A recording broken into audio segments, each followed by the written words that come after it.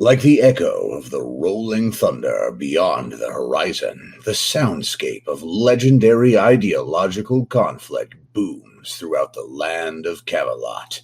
Today, on the Round Table Podcast, we debate whether the paradigm of Islam is to blame for their beliefs, or if it is merely the people themselves who believe it.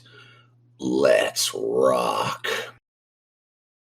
Thank you, Wolverine. That was fantastic. We are the Roundtable Podcast. Please do join us on the Roundtable Discord server. Just Google the Roundtable Discord or go through the politics or conspiracy theory sections of Discord. We're going to talk today about Islam. So it's a Roundtable Podcast. We're going to go from top to bottom. We're going to talk about Islam. Everybody's going to get their turn. And then when we're finished, I'm going to get the last word and we're going to finish up. So Bauhan. I know you're a Muslim. You're a dear friend. Tell us about Islam, how it's affected you. You have the mic. I mean, from which side do you mean affected me? Like Well, you morally? can say whatever you want. So the point is, we're going through the room, right? Imagine there's a round table, and we're passing the mic person to person. It's now your turn. So you can say whatever you want, right? Anything whatsoever. I mean, personally, it helped me be a much more, eye-opening. Like it was really eye-opening for me to see, how I thought, I'm less and how I'm such a small person in this world. And it made me realize my actual value and how I can progress, within society to be a better person, how to treat my parents better. I was a horrible child to them. I became such a good daughter thanks to the teachings of Islam. I became a better sister. I became a better friend to many of my classmates. Everybody noticed the change that happened to me after I, turned to be a practicing Muslim. I was I was a bully. I was a horrible person, and yeah, it did change me fully 100%. Well, thank you, Bauhan. We appreciate that. Crypt Keeper, would you like to speak on this topic? I'm here to listen. I'm going to pass today. Are you sure? I'm going to push you one time to put your statement forward, whatever it may be. I'll pass today. Thank you. All right, thank you. Dorgan is Fly. Do you have anything to say about Islam? Do you have a thought or a take on it? Yeah, I don't know. I've read quite a bit of the Quran. I find personally, I don't know, many scholars would probably agree with me.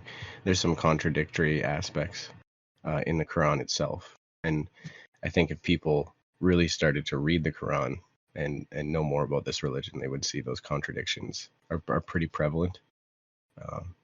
As a Christian person, I choose my faith for reasons, but I know people of the Islam faith choose their faith for reasons too. I just wonder how far that goes, how much they actually follow it. That's all I have to say. Can I respond to that? Oh, Well, it's actually Edward's turn. We'll come full circle in time.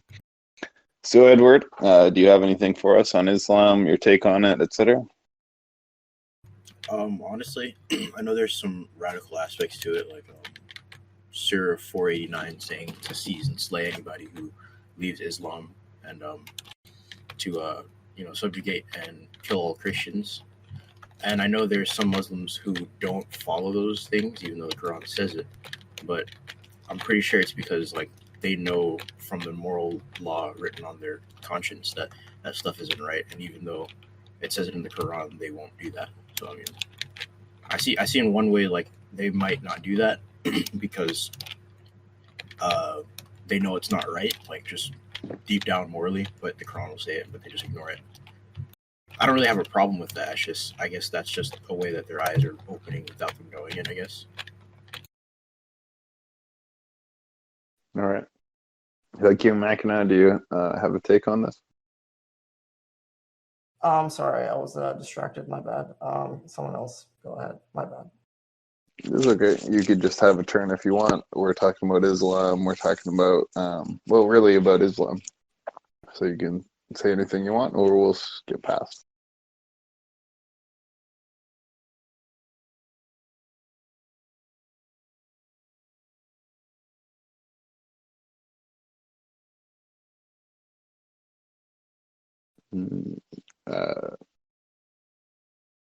My headphones shit. So, Juice. Who you talking to?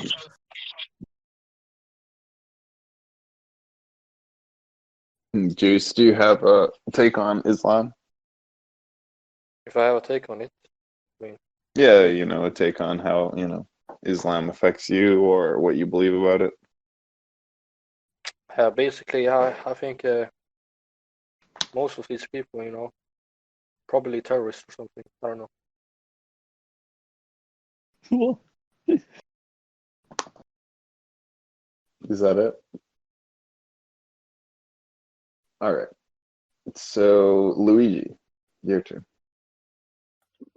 All right. Well, I think Islam is synonymous with terrorism. It's commanded in Islam to do terrorism.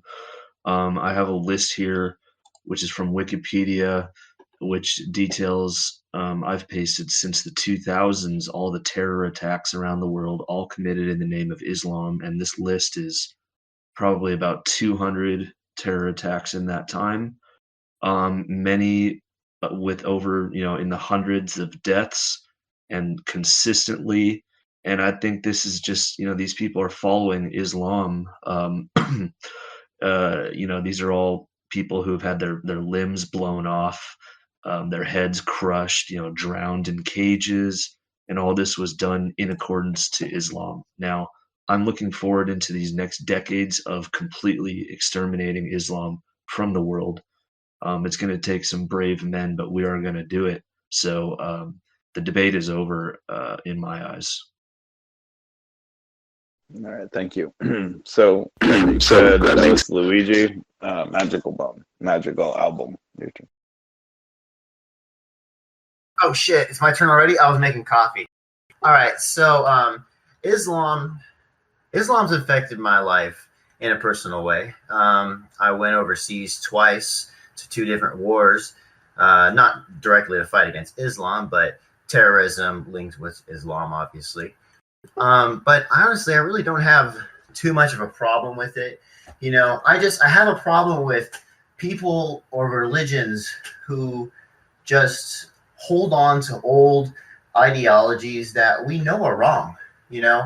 Like even not only Islam or Muslims or sorry, I don't know much about either religions, but I think as we progress as people, our morality collectively we become more conscious of what is actually morally right.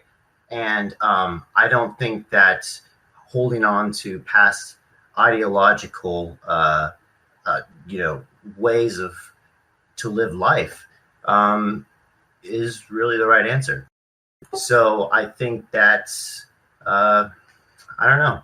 I think that Islam should just move forward, just embrace change, and just accept that if you want to be more closer to God, you have to use your moral and ethics and judge your moral and ethics off of God, and come to the conclusion that hurting or harming other people in life is just wrong. And so I guess that's all I really got to say. I'm gonna go finish my coffee. Well, thank you. We appreciate that. And we're now on MJPC. Do you have a take on Islam for us? Wow. So, before I joined the Knights, I remember encountering however many Muslims in college, and they seem to be decent people. But then you have to remember what types of people end up going overseas to study abroad, right? So they're often people who are going to be open-minded in the first place, and they're going to be considerate and compassionate, and they're going to be ambassadors of a sort. Everyone in the world isn't an ambassador, right? So you start to look at the religion itself, and you realize that there's however many hyper-disciplinarian elements to it. Now, it's arguable that human nature, because of its grayness, sometimes needs that hyper-discipline. Some people, if they don't get it, they will end up running amok, and they'll make other people miserable, right? But, when it comes to the big picture of human nature, everyone does not need hyper-discipline. And that's my real concern with it. It's that we end up hyper-disciplining people who don't need to be hyper-disciplined just because some people do. and that's a big problem.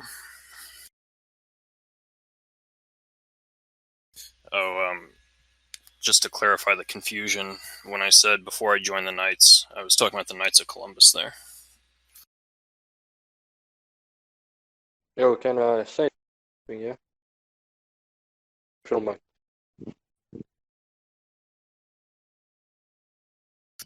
Shogun, are you there? Hello? I mean, I just Shogun finished. doesn't seem to be there. Just go me, guys. Yeah, I just finished, so I was just letting you know.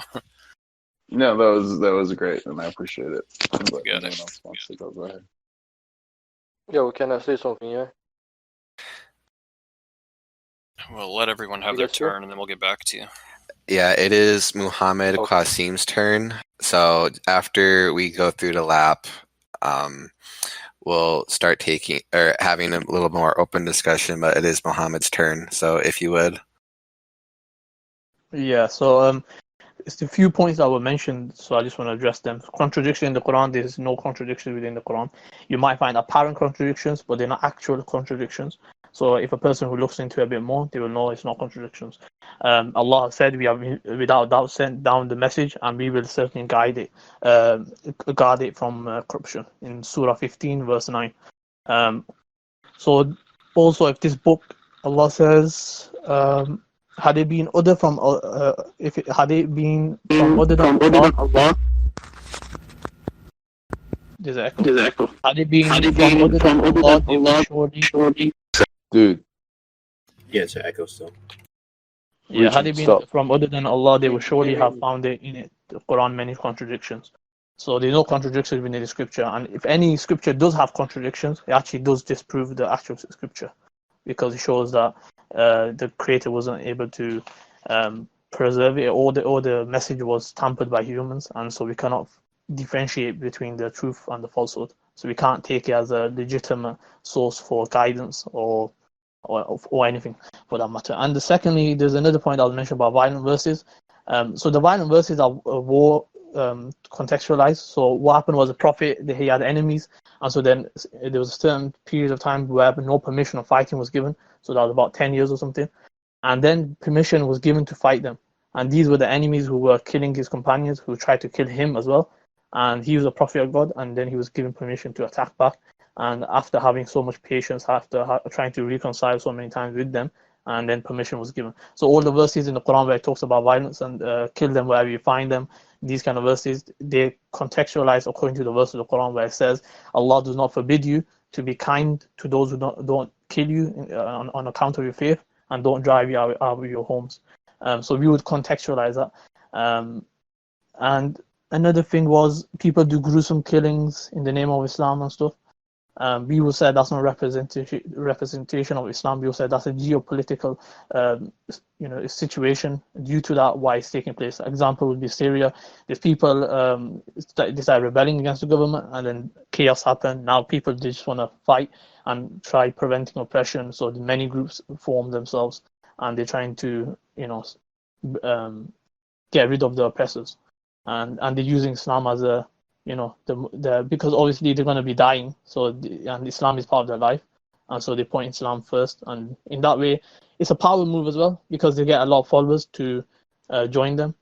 And another thing, Islam will never change. It's going to remain until the end of times. And so the person who said it's not, I'm going to try changing Islam or get rid of it, that will never happen. So give up that give up that thought, and that's it really.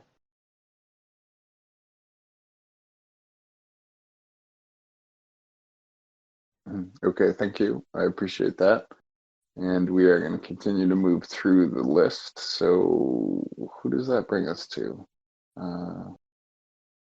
Dawson. It brings us to Mr. Richard Dawson. Okay, I think he said he's going to pass for now. We'll come back to him.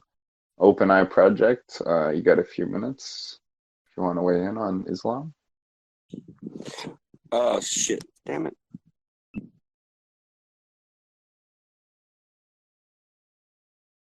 Why was he muted anyway? Yeah, I'm here. Yeah, I want to talk about Islam. Well, I understand there's a name game, and I'm gonna tell this to people now because I figured out maybe y'all need to learn about this name game thing. Muslims, I heard of Muslims, and then now I found out this new word is Islam, and that's just a name game, whatever. But you got to be careful about name games because it's like the pickle and cucumber thing, and it's just an illusion. It's your faith. But the thing about Muslims or whatever in the the Quran or whatever, the bad thing I'm seeing was the situation that the Islam people are doing, or the Muslim, I don't know what you want to call them. You might even have a third name for them. Terrorist, right? Well, the terrorist is the third 1, 2, 3. I mean, Nikola Tesla spoke of the 1, 2, 3, the 6, 9 thing, and I'm a scientist, okay? So I research things. I'm an analyst. I remote view. I do all kinds of stuff that CIA people do and everything too, and scientists too. But I have to make sure y'all understand the name game is really stupid. Like I had one dude said he speaks American. It's like, what? That's the first time I ever heard that. Oh, you speak American? Well, what the hell is that? And he really believes that. Oh, well, and I told him, oh, well, you really speak Christian or Muslim or Islam or whatever. I mean, these people that do this name game thing, I mean, you're an idiot. You're stupid. I mean, you're psychopaths. I mean, these people that do the name game, you're psychopaths.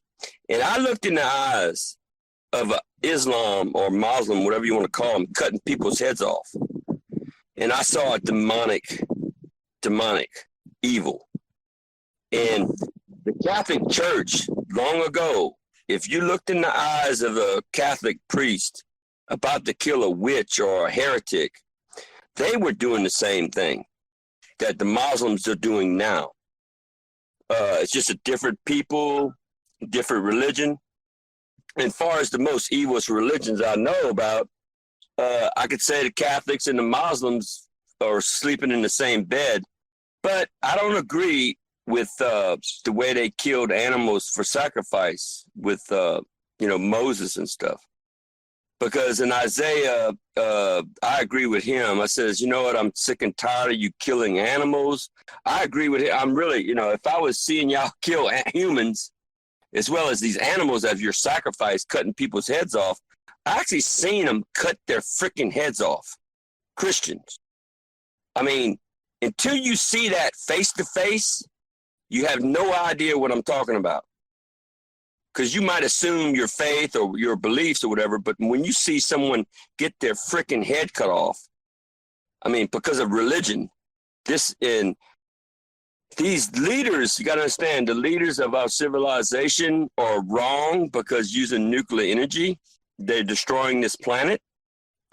But no one's big enough and bad enough to come and say, stick your finger in their face and says, no, you're wrong, you're evil, you're stupid, dumb, whatever, you're a psychopath. Until y'all rise up and awaken yourselves like the Open Eye Project is trying to do, it's your consciousness that is blind. Religious people walk by faith, okay? You're blind. It's a means of control. But yet, when they start killing people and murdering people, the other part of the religion doesn't want to stand up and, you know what, y'all need to go kill your leaders of Islam or Muslim that's killing people now. It's kind of like a sacrifice of humans. They did it in, this is a whole nother story with this Inca and Mayan stuff. But they were killing humans too. Sacrifice. So if you imagine, is this some kind of sacrifice thing to your God that you're going to go around killing people like that? But the only reason why the Catholics stopped killing people like what Muslims are doing now is because they figured out that one day the Knights of the like when they killed the Knights of the Templars, they're gonna get a whole bunch of people going over there to Rome again. And they're going to kill every damn one of them, and they figured out, well, we better stop killing these people. The witch hunts, all this stuff. But guys, So I just want to explain the whole, to explain religion or any Muslim thing. If we was talking about Catholic or Muslims or any other kind of religion, the Buddha people are not going around killing people. I could name some other religions, India, the Indian people, different mythology people, whatever. But human sacrifice to kill people because of your God or your beliefs or your faith, it's really stupid. You're a psychopath. You're a murderer. It's just like a serial murderer. Until they stand up, I'll tell you what, the terrorism that's going on was going on in Europe too. The American Indians were almost the last native people or pagans, you want to call us. See, religion is a civilized society that they go around killing and murdering people. And until y'all understand that, until Islam, we're going to end up killing all these Islam and all the Muslim people until they stop killing people. That's what's going to happen. It's already happening now. Until you kill the leaders like China. Until we go around, we kill all the leaders. This is what's going to happen in China. We're going to kill all the leaders of that country first. And then if they don't do a revolt and take their country back from slavery, we're going to kill some more, And China is not a religion. It's a slave state, slave country. But the understanding between China and, all right, you got these three things, China, Muslims or Islam, and then the Catholic Church. They're the three antichrist right now. The devil, the demon, or whatever. So I want to explain about the world view of what's going on. Well, listen, Open Eye, I think you made a good point as far as it goes.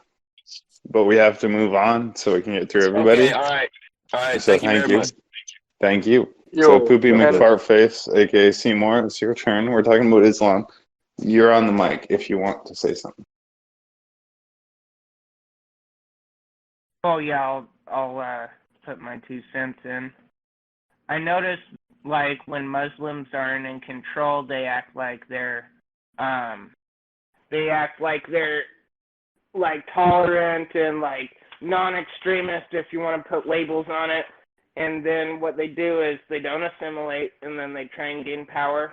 And that's when things start getting radical, and they try and institute Sharia law. They're deceptive, and they're playing a game. They can't be trusted, and the whole religion is basically heresy from the pits of hell. Okay. So thank you, Seymour. And now I want to go back to Muhammad Qasim, because Muhammad Qasim, I don't think you got a chance to speak. So you go ahead and tell us about Islam, please. Yeah, I did get a chance to speak. Oh, you did? Oh, I'm sorry. Yeah. You might miss. Can I get a chance to speak, though? I think Juice wanted to speak. He didn't. You only said one word. Oh, Shogun, that was me. I see. Well, I didn't want anyone to get skipped, right? Same with you, Juice. Orange. I don't think you spoke. I mean, yeah, the thing is that I just want to attack one point he made, The thing is, he said that Buddhists don't attack people and etc. You only see Muslims significantly, making attacks and etc. And like you don't see any other religion. And he was giving an example, which are Buddhists, Funnily enough, Buddhists are actually, killing Muslims or have done it through, years. And, specifically in Burma, if you actually search up the most persecuted people currently, they are Rohingyas, Muslims, literally are people that are persecuted by the Buddhists in Burma. I mean, that claim is just utterly false. And not only that, you said that many Muslims don't, condemn attacks and etc. They're not, up in the front, front and etc. But there is literally a whole website called Muslims Condemn, where there's actually a sister where she literally published a 712-page essay naming hundreds of scholars literally condemning terrorist attacks. The problem is you're saying they're not condemning. You should the fact is they are condemning and actually speaking out as much as possible. But if you don't give people a platform and just complain at them, then you're not contributing to anything. They're doing their best to their abilities, and if you want to help, then give them platforms and etc. where they can actually express these views. Because the opposition is not doing much, rather they are just critiquing them for something they're already doing. Search up literally muslimscondemn.com. It's literally a website where they have hundreds of scholars condemning terrorist attacks. So you're utterly wrong, bro. I don't know. All right. I find that to be unreasonable given the extensive list of terrorist attacks. Well, we're going to go one at a time, right? So whatever people say, they say. So next up is Sir Dougleton. You have the mic. So I wanted to start this by saying I have a similar story with Boahan. I was an atheist and I turned to a theist. And part of like turning to God was seeing that I was a really bad person, and if I wanted to be a good man, I would have to adhere to God's design. So in my theological studies, when I was studying Islam, I was seriously considering it as the Word of God. So I would approach it with the mentality that if it's from God, then all of it is true, and I must to all of it. So in studying it, I found certain ideas, and keep in mind, I didn't have or factor in hadiths, because in Quranic doctrine, hadith is just the words of man interpreting the Quran, and the Quran and the surahs or sunnahs, whatever it's called, the surahs coming directly from Muhammad, giving interpretation on the Quran. So when I would try to take the Quran on its own standard, on its own merits, there are things that I personally could not accept later, but these were ideas where I was really trying to surrender to, and in my previous state of heart, things I wanted, the doctrines about killing other people that don't submit to, or that don't convert or deny Allah or blaspheme or sin, were things I agreed with in my heart because that's a fate of someone who believes in God. As far as context, I didn't see any context for war. I saw these as commands. When I saw the way a Muslim was supposed to live his life in the Quran, those were things I couldn't really come to accept. And as far as like a metaphysical concept I could never learn to accept is something I understand about God is he's not capable of lying, where in the Quran, Allah calls himself the greatest of deceivers. So he openly admits to being the greatest of liars, which meant that no matter what, I couldn't trust something that's willing to lie to anybody. I can only trust something or someone that's completely committed to telling the truth. I couldn't accept the idea of having a harem, because from what I understand about marriage, it's originally one man and one woman, and polygamy is a perversion of marriage. And just things like that in the Quran, just the way it spread versus other doctrines. Like the way Islam spread for 1400 years was by the sword. They worked on a convert or die basis. That's the history of how it spread through Persia, how it spread through North Africa, how it spread through the Middle East. The book burning, the people slaying, and the sex trade from places like Spain, where certain sultans would order women by the thousands. The conquest of Spain through jihad are things that are historically observable, and without adding to or taking away from the interpretation of the word, just letting it stand on its own merits yields this ideology that seems like it's bent on world domination and extermination of anything else that isn't it through the sword. Okay, may I respond to that? Well, it's not really a response thing. We go one at a time through the whole room. So next up is Space Drive, if you have anything to say. Dive, yeah. So I have a couple of things I would like to talk about. One of which being the fact that, um, if you look at the historical context of Islam coming into being, and if you look at how it came around, basically from what we know on a historical context, and from what we know from the Quran and all of that, it basically there was this very charismatic, very intelligent individual called Muhammad, and he basically had a group of followers that he was exiled from Mecca, if I recall correctly, and then he basically came back with an army, and he ended up from being a lone, like a very poor individual, or an individual with small monetary means, and with a little say in society, through the religion and through his charisma and all of that, he basically ended up he ended up putting in place the beginnings of an empire.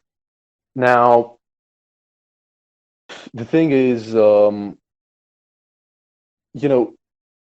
there were different stages in Arabian conquest throughout the Arabian Peninsula, and then when it comes to with Byzantium and Persia and the Levant area and North Africa. There, if you look at the conquests, Islam had a way to there were very good military tacticians in the when it came to the Islam conquest, especially in the 7th, 8th, and 9th century. One of the examples is, if I recall correctly, Abin al-Walid, I think it's called. Is the Sword of Islam. He was the one of the greatest military tacticians in history. Now, Ibn al-Walid. This is it. That's it. So they had very good. Khalid ibn al-Walid. His name is Khalid ibn al-Walid. Yeah. So basically, they had really good military tacticians, and they basically got around this charismatic individual, very smart individual. He could speak multiple languages. He was good at economics. He was good at military theory. He was good at politics. He was very charismatic, so he got a lot of followers.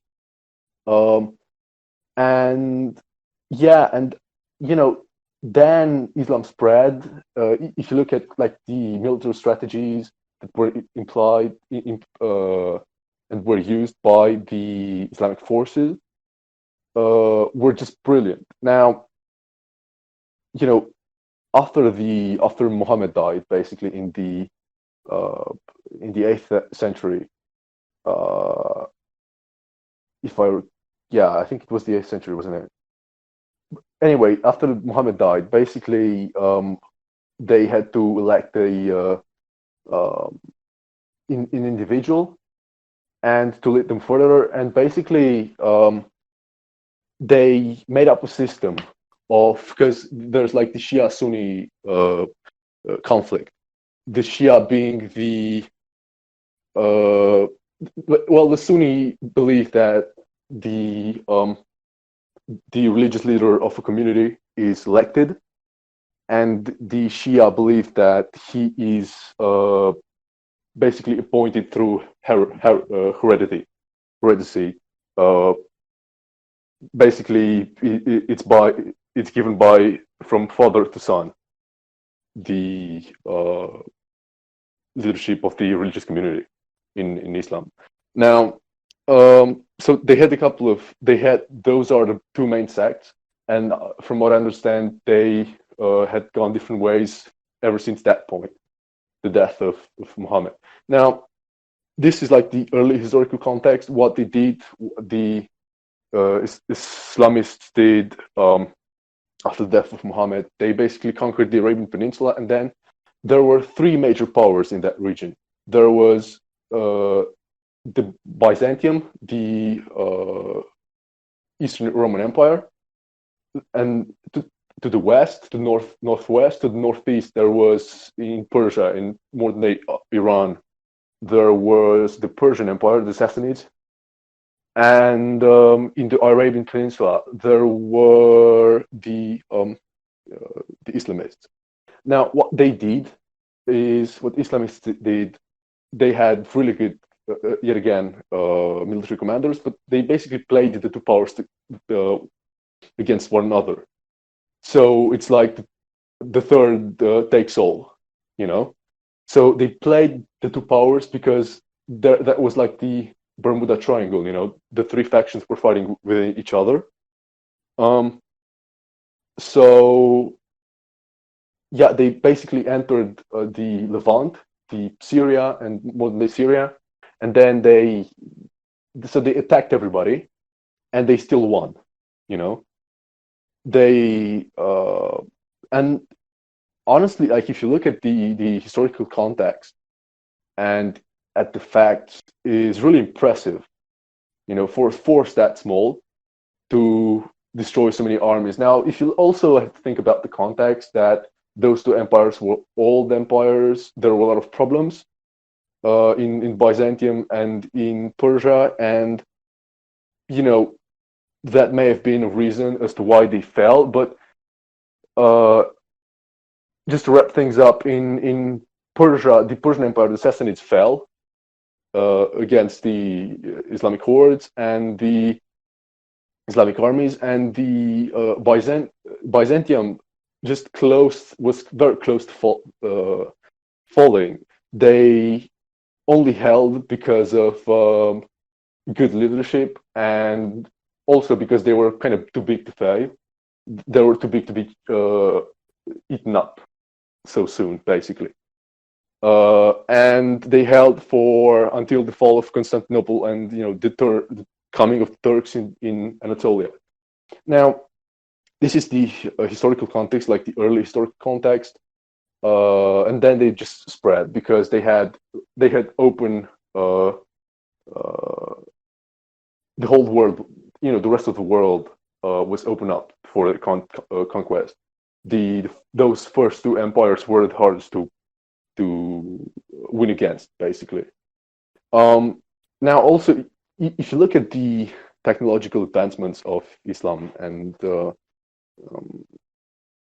you know, all the good things that Islam brought to the world, because there were some, especially in the early days, like just a translation of different texts from Greek and Latin into Arabic, and you know, all that translation that took part in Baghdad, that was a huge upside, you know, to human advancement. But in 1200, in the year 1200, from the birth of Christ, what happened was that the religious leader of Baghdad, if I'm not mistaken, basically outlawed. He basically put an end to technological advancement and the furthering of knowledge, because he said it would go against the religious aspect of Islam. So, you know, and that put an end throughout the Islamic world to technological advancement. Now, it wasn't all of a sudden, and it wasn't the same overall. You know, some places had it better than others. For example, Persia, you know, had it better, and even more so the Turks in Turkey, in modern-day Turkey, in Anatolia, and there were actually technological advancements, but other than that, from that point onwards, what the Muslims did was just copy technologies and copy inventions, and even that's something that many Muslim countries lack nowadays. I mean, it's like the only thing you have to do is copy technologies and be on a somewhat equal basis to the Western world, but that's not possible. Even that's not possible nowadays. So, and thus this is like the technological aspect of it, and honestly, when it comes to the religious aspect, I haven't read all of the Quran, but basically, what happens is that, and many have talked about this, the Quran has much fewer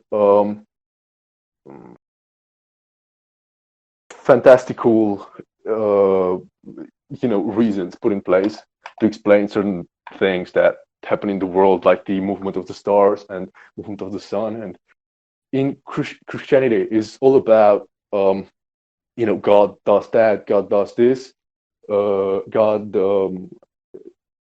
is somewhere in the sky, and there's a lot of made up stuff, and I don't want to say made up stuff necessarily, but even stuff that's not even in the Bible, but it's seen as common sense, and a lot of it was propagated by the Catholic Church, over time, and not only the Catholic Church, but the different churches of Christianity, because Eastern Orthodoxy is even more so, more mythical than that. Now, Islam doesn't have that many mythical reasons put in place yet again. So it's much more straightforward, and maybe that's also the reason as to Muhammad being a more enlightened individual than the early Christians. And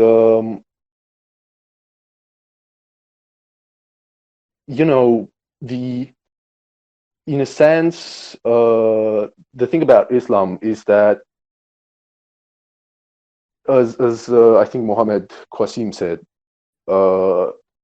Islam has strained from where it has begun as a religion, and maybe from the ideals that it was entailed in the first place, and it was implemented in the first place. And I think that may be something that we should keep in mind. But now, if we move to the modern day aspect of Islam and how it operates in the modern world, there are huge problems in modern day Islam. One of them being the fact that, yet again, Islam just cannot keep up. The Muslims cannot keep up with technological advancement. And you do need technological advancement because I myself, I'm agnostic. I'm not sure if God exists or does not exist, so I don't belittle anybody. I don't talk bad about Muslims. I don't talk bad about Christians. I tend more on the Christian side, but I think the thing about religion is that I can't see any provable aspects or disprovable aspects. So you can say God said that. So, okay, God said that. That's the end of the discussion, because if that's true, then that's the end of the discussion. And if it's not true, then that's also the end of the discussion. You cannot, that's where it actually ends. So I'm not, I don't usually have talks about religion, but I think we can judge religions by by what they bring into society. Because I am a firm believer of human advancement, for example, and of human betterment, And I do Are we talking about Islam still? Yes, I'm talking about Islam, because the thing about Islam is that a lot of that, in human history, there were a couple of waves of enlightenment and there, from time to time, a light bulb is being lit, and there's some light and there's some betterment in human society, and that light bulb then is being brought down. It's like a switch. The switch is open for a couple of 100 years, and then there's dark age, and things reverse back to where they were in the first place. And honestly, I think the best course of action in today's world is to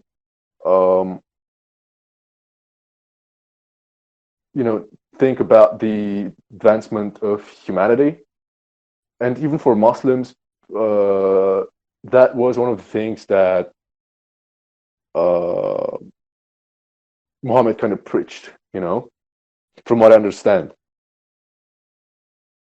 So that's that.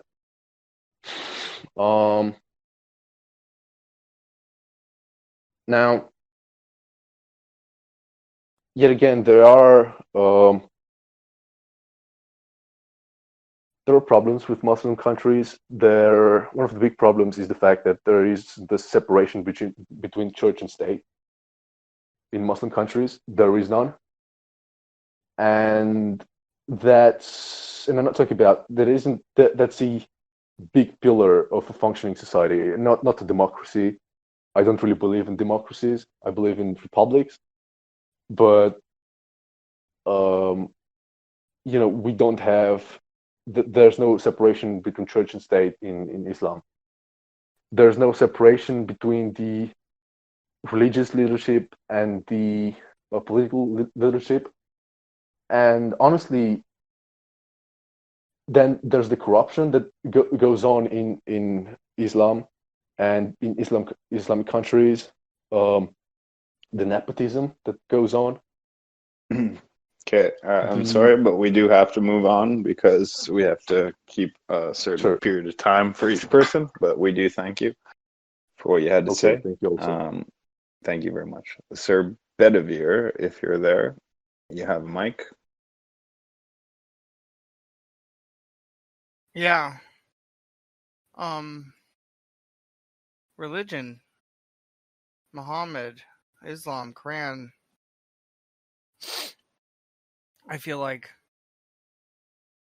just like any religion, it's like cafeteria Catholics, typical, not many true people that actually follow it, and if they do,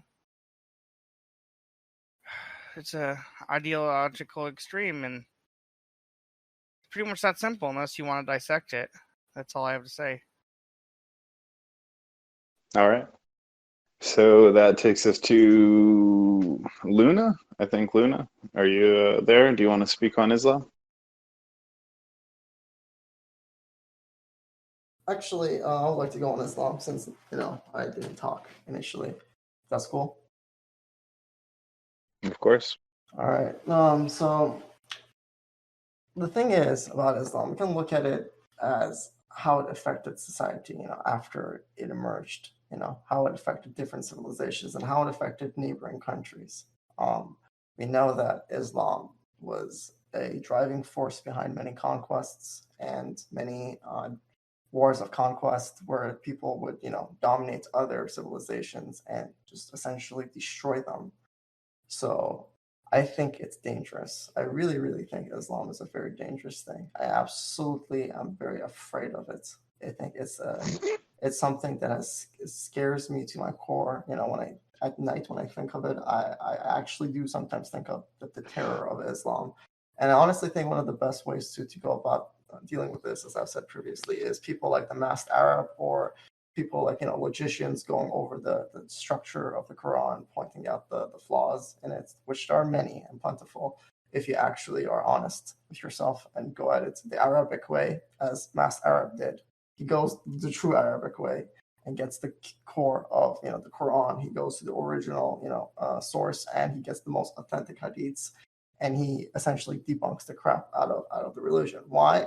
Because he himself was trapped by it in the past, and because of that, he had to do what he's doing. So because of that, I salute the Masked Arab. I suggest everybody to go and watch the Masked Arab. He does his videos both in English and in Arabic. The whole thing is there's an entire playlist that surrounds ISIS and how Islam and ISIS are very actually connected. It's not bullshit when people say that, you know, ISIS and Islam go hand in hand. There is a lot of truth to that. So, and also goes into Sharia law, it goes into jizya, it goes into all of these things. It goes into ridiculous things such as the pond, you know, or something, a pond of water where the sunset, you know, happened, the horizon. The sun went over the horizon in a pond or landed in a pond, a muddy pond of water. So, I mean, it goes into some really, really ridiculous things, which is like physically impossible. Even if you were to think of it as a horizon, it's impossible. I mean, there is so much flaws in it, and the Masked Arab does a very good job going over most of it. So again, I cannot emphasize this enough. Please check the Masked Arab. That's it. All right. So, thank you. Sir Savage the 21st. We're talking Islam. We're having the round table. Everybody has the turn on the mic. Do you want your turn on the mic? You want to speak on Islam?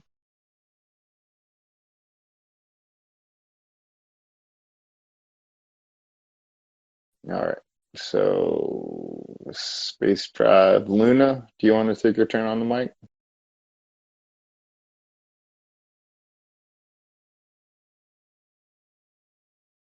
All right. Well, all I'll say about Islam is that Islam is not compatible with our moral system. So when we say that there's right and wrong, we're saying something different than Islam. And when we say we believe in Islam, we're saying something different than what is right and wrong. So I'm more than happy to accept that, you know, Islam tells us what's right and wrong, and then I can do a bunch of things I can't do under my moral system. All I'm saying is my moral system is not compatible with Islam, so I have to choose between good and evil or Islam. And I don't choose Islam, I choose good and evil. Even when it doesn't, you know, match what I want, as Islam does, I have to choose what I think is right and wrong. I have to think there's good and evil, and Islam is evil because of the fact that it says you can have sex slaves, you can trade slaves, you can beat your wife, you can have a child bride, you should murder someone who commits adultery, homosexuality, or disputes with Islam. There's 1,000,001 reasons why Islam is not compatible with what we call good and evil. So am I good and evil, or am I Islam? Well, if I'm Islam, I can do a lot of things and say a lot of things and behave in a lot of ways I can't do under my moral system. My moral system says this is wrong. I have to choose between good and evil and Islam. I choose good and evil. In the end, we'll lose, right? Because Islam is winning. They'll be pretty soon. It'll be the biggest religion in the world, and everybody will accept Islam. And my voice will fade in the distance as one of the people who said, no, you can't hit your wife, you can't have a child bride, you can't have a sex slave. And they'll say, oh, didn't you know Islam is the truth? And I'll say, ah, shit. But such is life. If I may. Now, I want to add the fact that, and I will get to a point, but I just want to add the fact that, you know, how Christians basically built up on a lot of the stuff from the Jewish religion.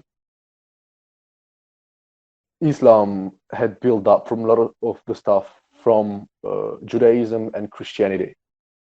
You know, these three religions are interconnected. There are moral systems going between one another,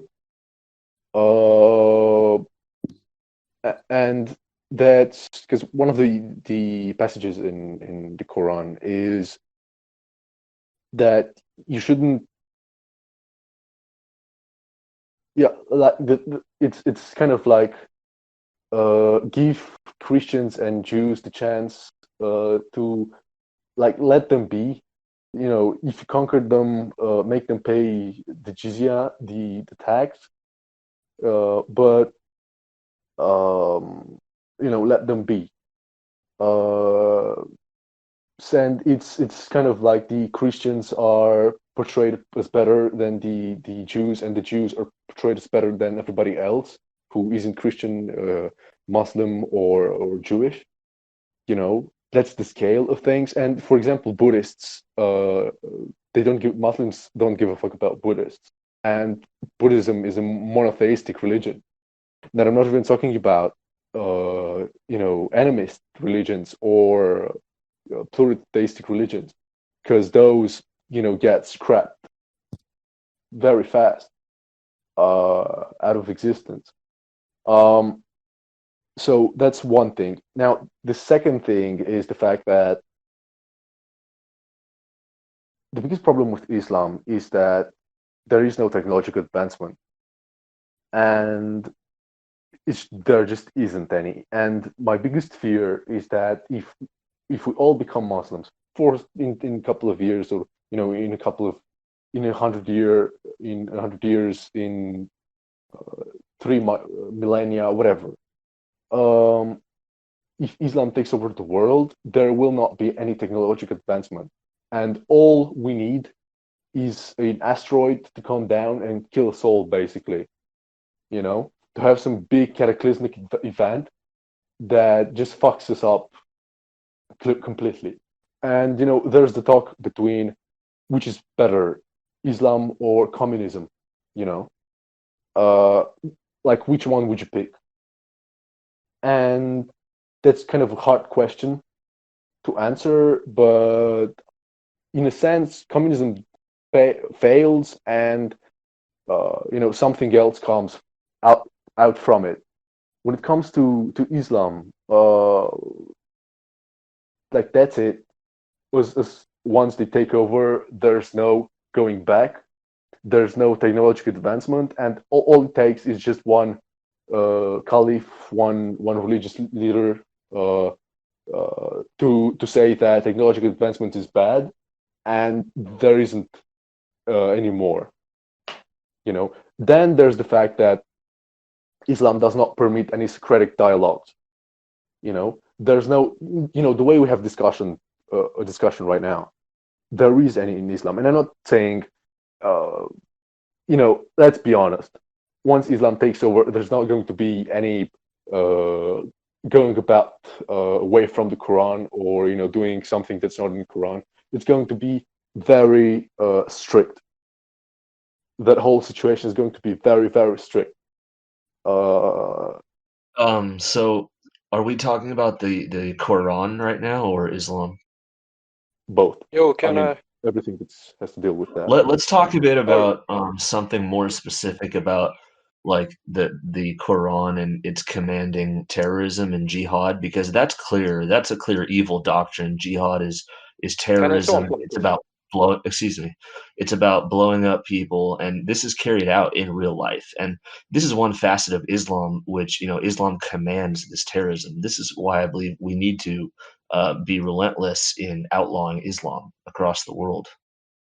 Well, sure, but yeah, please go on. Yeah, I just wanted to say, that in Islam they don't have this kind of belief like Pope, can command theology and say you're not allowed to do this and that. So even if the Khalif says, technology is bad, it doesn't have any meaning to Islam, because he has no dictation of what belief is. So I mean, like, that's a false belief that I don't know where you got that from. And not only that, the dude was mentioning that Islam, condones suicide bombing and etc. In fact, Islam it says calls for it. Shogun here can actually provide you with okay. verses for that. I mean, I think we should do that because okay. Do not interrupt him again, Luigi. Please continue. Okay, so the thing is that, in fact, Islam literally does the opposite. It says that if you actually commit suicide, you will have the same punishment you committed suicide with in hellfire. And there was actually one companion in the battlefield that actually committed suicide, and the Prophet said that he is now in hellfire because of that action. So this basis of suicide, bombing, and etc., there is literally no basis, because even in Islam, life is literally a sacred thing. You're actually stealing from God something that is not of yours when you do that. So even from a simple, basic theological perspective, to understand what life is and its relation to God, you can easily see how it doesn't make any sense. So your assertion is literally baseless. And Well, frankly, let's pass it over to Shogun to respond, because I think Shogun can prove to you objectively that the Quran does in fact preach violence and spread of Islam by force. Shogun, would you care to you do said that? suicide. Well, I don't necessarily want to take a position beyond the round table of everyone getting a turn, but Yeah. there's no question that when you come to I can theology, go on if Islam there's teaches nobody that there that should would like to be add anything killing. else. Well, what I'm saying is there is no question that Islam teaches that there should be killing until all religion is for Allah. And what that simply means is until all people worship Allah and are Muslims, there shall be killing and slaughter. Now, Citation. you can't deny this. This is not a legitimate point of discussion. If you try and tell me this is not true, you're simply lying. Citation. This is the end all and be all. It says, "Thou shalt kill until all religion is for Allah, until all religion is for Islam." That is And the truth of what Islam teaches, and there is no actual other opinion. If you try and pretend there is, you're either dishonest or ignorant. And it's Thank a you. pretty, That's what I it's a wanted. pretty poor debating tactic so to announce That is consistent to with my announce that someone opinion, else is and going to we answer can get into more is going specific to answer the things. question. Jihad, taqiyya, which are more tactical, implementations of Islam, where they're going to carry out this evil. It's not just philosophical; it's real world application. All right, so perfect. You just made so basically you're saying that it's a done deal. You have an unfalsifiable assumption basically that Islam is violent and Islam can promote terrorism. That's it. So basically your conclusion is your premise is basically this: I am right, and your conclusion is I am right, which is just circular reasoning. And there's no way to literally attack that assumption. So if you want to have an unfalsifiable belief, the same thing that you literally, discredit theists to have, usually atheists do that, saying that, oh, your belief is unfalsifiable.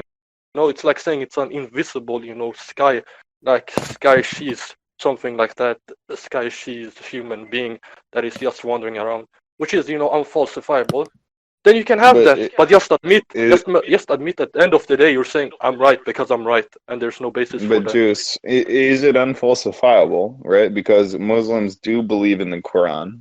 The Quran says certain things, and the interpretation of those verses is very clear. So it was actually Richter, who's not in the room right now, who said, "Hey, Shogun, this verse explains the conditions in which Muslims fight." And he believed it meant that they can only fight in self-defense or when they're being persecuted. And I said to him, well, actually it says, kill until religion is for none but Allah. Now, when we read the verse, kill until religion is for none but Allah, the meaning is very clear. It means kill people until everybody is a Muslim. In other words, if there's a Hindu, if there's a Christian, well, I can bring that up for you, right? But what I'm telling you now, right before I even bring it up, no, I will bring it up, but it's going to be even more informative if you're not aware of it before I bring it up, right? Because I am going to bring it up. But if you're not aware of it before I bring it up, it shows you're not aware of your religion at all. What I'm telling you is your religion does say kill, right? And the word was fight. And Richter literally argued, and he said, no, fight doesn't mean fight. He looked it up. It actually means kill. So it actually says kill until religion is for none but Allah. Now, what does that mean? Correct. Kill until religion is for none but Allah. It means if there's anyone who is a Christian, a Jew, or a Hindu, kill them until they're Muslims. That's what the Quran says. Now, you cannot be a Muslim and not believe in the Quran, and you cannot believe in the Quran and not believe in the extermination of non-Muslims. So now I'm going to post in general chat the verse that I'm talking about. But I'm just going to ask you, how is it that you're a Muslim and you didn't know this already? All right, so before I he can answers that, just attack one. I'd like This to is answer perfect. that. This is I'd like perfect. to You answer that mentioned. question. hang Oh on, my goodness. Juice. I'm sorry. I'm going to mute you. The only one who hasn't gotten a chance to speak yet is Aziz, and I believe he's a Muslim. Are you, Aziz? Yes, I am. Okay, so since he is the only one that hasn't gotten a chance to speak yet, we're going to let him go and answer this. Okay, I don't want to do a long monologue. I mean, I could talk for an hour, like on so many of the points that were discussed here. But just to address Shogun's point, so that verse says fight. So there is a difference. He's using a mistranslation there. There's a difference between qatala, which in Arabic, which is the form 3 verb, which means to fight, and qatala, which means to kill. And I'm going to post that verse just in a few seconds here in the chat. But back to you guys. Well, but that was completely false, right, Aziz? So if I say, right, we are the, I don't know, the Norwegians and we're going to fight the Swedes, or we are the Europeans and we're going to fight the French, or the Germans, we're going to fight the Italians, what you mean is we're going to kill them, right? We're going to go to war. We're going to hack them with swords or whatever. We're going to kill them. So when the Quran says we will fight such person, it means kill. And to pretend it doesn't is just pure abject dishonesty. Actually, no, it doesn't. So that is a completely disingenuous characterization of what that means. So you are going based on a secular atheist, racialist idea of fighting, which is what the Nazis did. So the idea that the Nazis have is that you fight and you exterminate, the population. But Islam doesn't have that concept. So we don't adhere to a secular atheist, sort of exterminatory type of warfare. So when we say fight, it means to subdue. It means to subdue the army of the enemy territory, and to take political control. And once you do that, all of the civilian citizens are under the protection. Okay, and they would pay a tax. And Islam forbids the killing of women and children. It also forbids the killing of monks in monasteries. So when you say kill everybody, you are literally misconstruing what Islam actually teaches, and you are Okay. actually completely misconstruing the history as well. Because when you study Islamic history and you look at countries like Egypt and Syria, which were majority Christian populations, they were conquered by Muslims, but they remained Christian. They actually remained majority Christian for like centuries or decades, and even centuries after that. And it took like 1400 years before the Christian population of Egypt had finally declined to like 10%, due to people converting to Islam and whatnot. And those Christians were protected.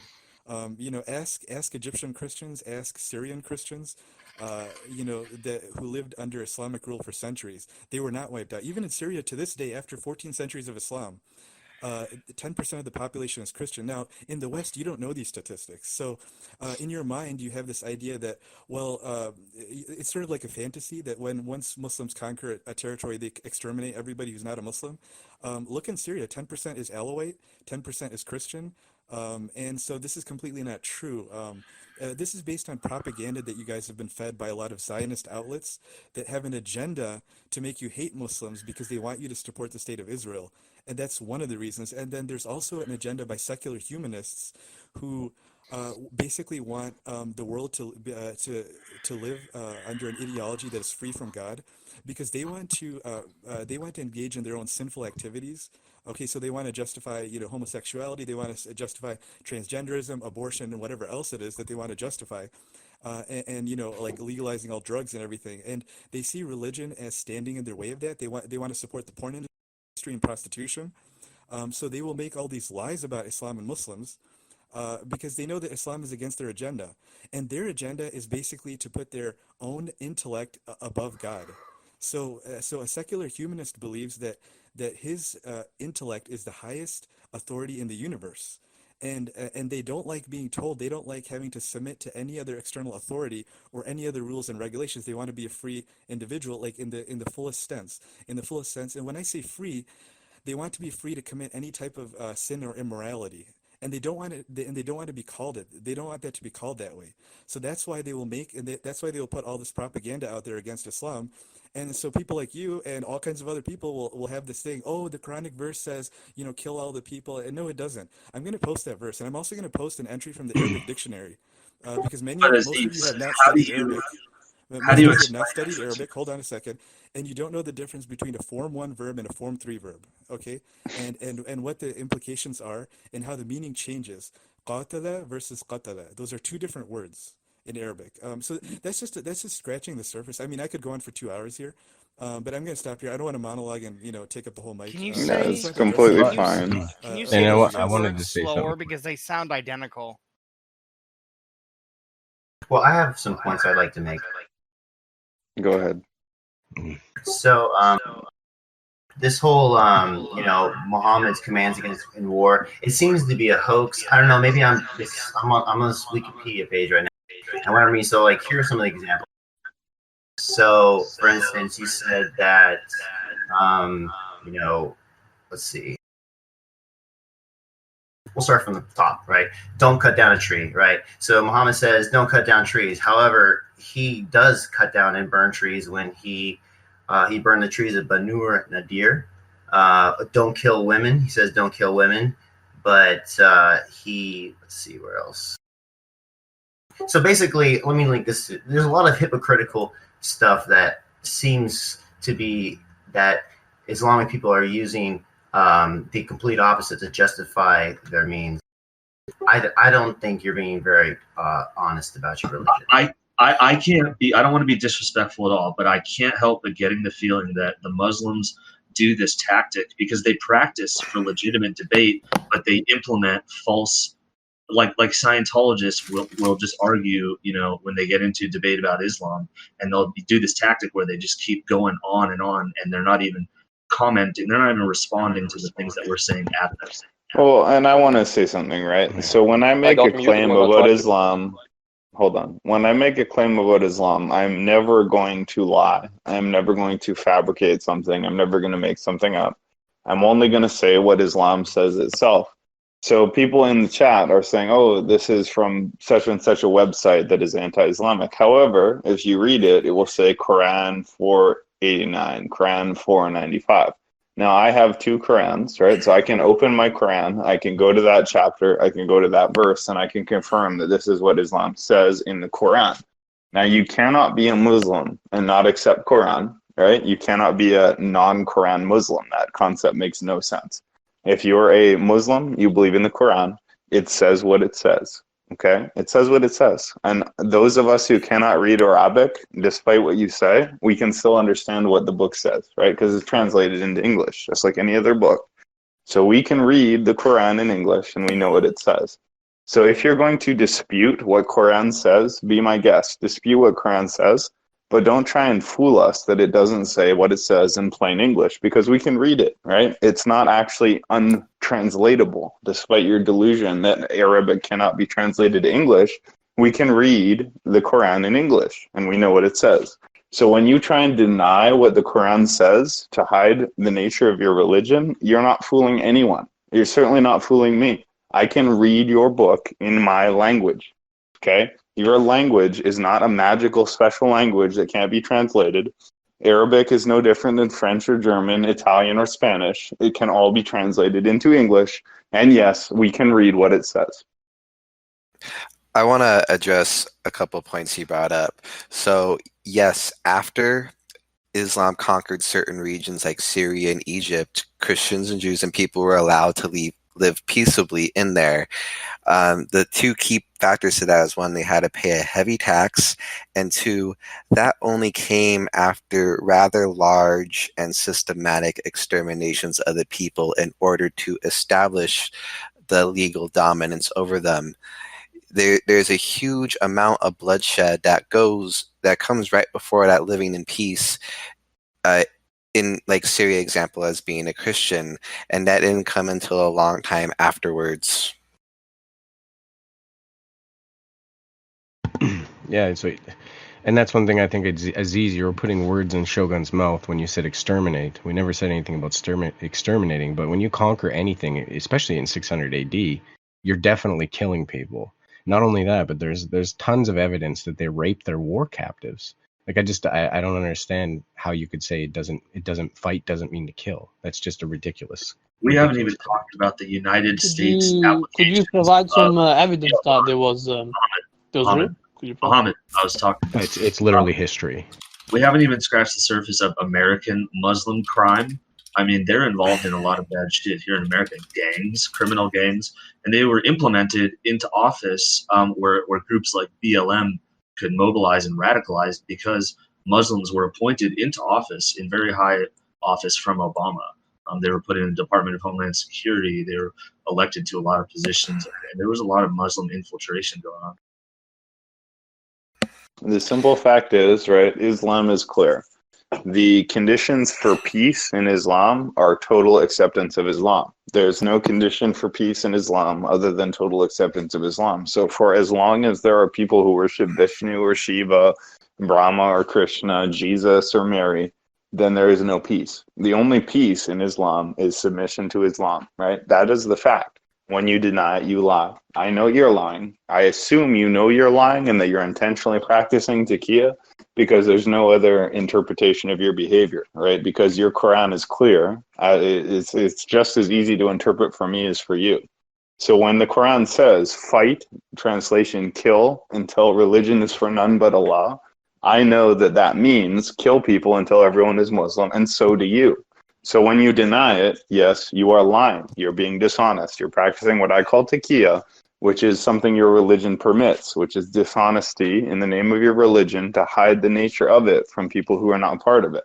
So when you say, no, we will not kill you because you're not Muslims, you're lying. You're practicing taqiyya, you know it, and I know it. Now, prove me wrong. Yeah, I'll prove you wrong. So if you're going to be, you want to go ahead? Or? I mean, do you want to? I mean, you already spoke before me, and I've spoken a bit. Go but ahead, I can respond after you if you want. No, you can go. Go on. Okay, I was just saying that the thing is, if you actually look in the commentaries, even Ibn Kathir, he literally explains the word there being used, fitna, and he's saying it literally means that basically until no Muslims will be persecuted in relation to that. And not only that, we see Ibn Umar, who is, a highly regarded Sahabi, where he literally already explains what it means, the afflictions. If you look in Sahih Bukhari, 7095, literally, you can pick it up right now. He literally explains in the hadith, and I will read it as it says. Ibn Umar said to the man, do you know what is meant by afflictions? Let your mother brave you. Muhammad used to fight against the pagans from Muslims was put into trial in his religion. The pagans would either kill him or chain him as a captive. His fighting was not like your fighting, which is carried on for sake of ruling. So he literally explained that literally the fighting was in relation to Muslims being persecuted. And Ibn Kathir already explains that it is until no persecution is left. So I mean, you're literally lying on your own basis on your own So I just want to ask you something, right? So the Quran, the book that all Muslims accept, right? The Quran is the book that all Muslims accept. Are you going to tell me that it doesn't say fight, translation in Arabic, kill, but call it fight, right? Until religion is for none but Allah. So the question is, do you deny that the Quran says that, or do you deny your own religion, right? Because you have two options. One is you admit that the Quran exists and it says fight until religion is for none but Allah, which is the truth, or you say that it doesn't say that, which is a lie. So do you admit that the Quran says fight and kill until religion is for none but Allah, meaning until Islam is the universal religion, which is indeed the goal of Islam, right? And rightly so, right? If Islam is the truth, then of course you want it to be universal. But what bothers me is that you lie about your own faith, right? Your faith says fight and kill until everybody is Muslim, but you'll deny that because it doesn't look good for you. I don't care if it looks good for you. My concern is, are you willing to have the courage of your own convictions and admit what your religion says, which is kill until everyone is Muslim?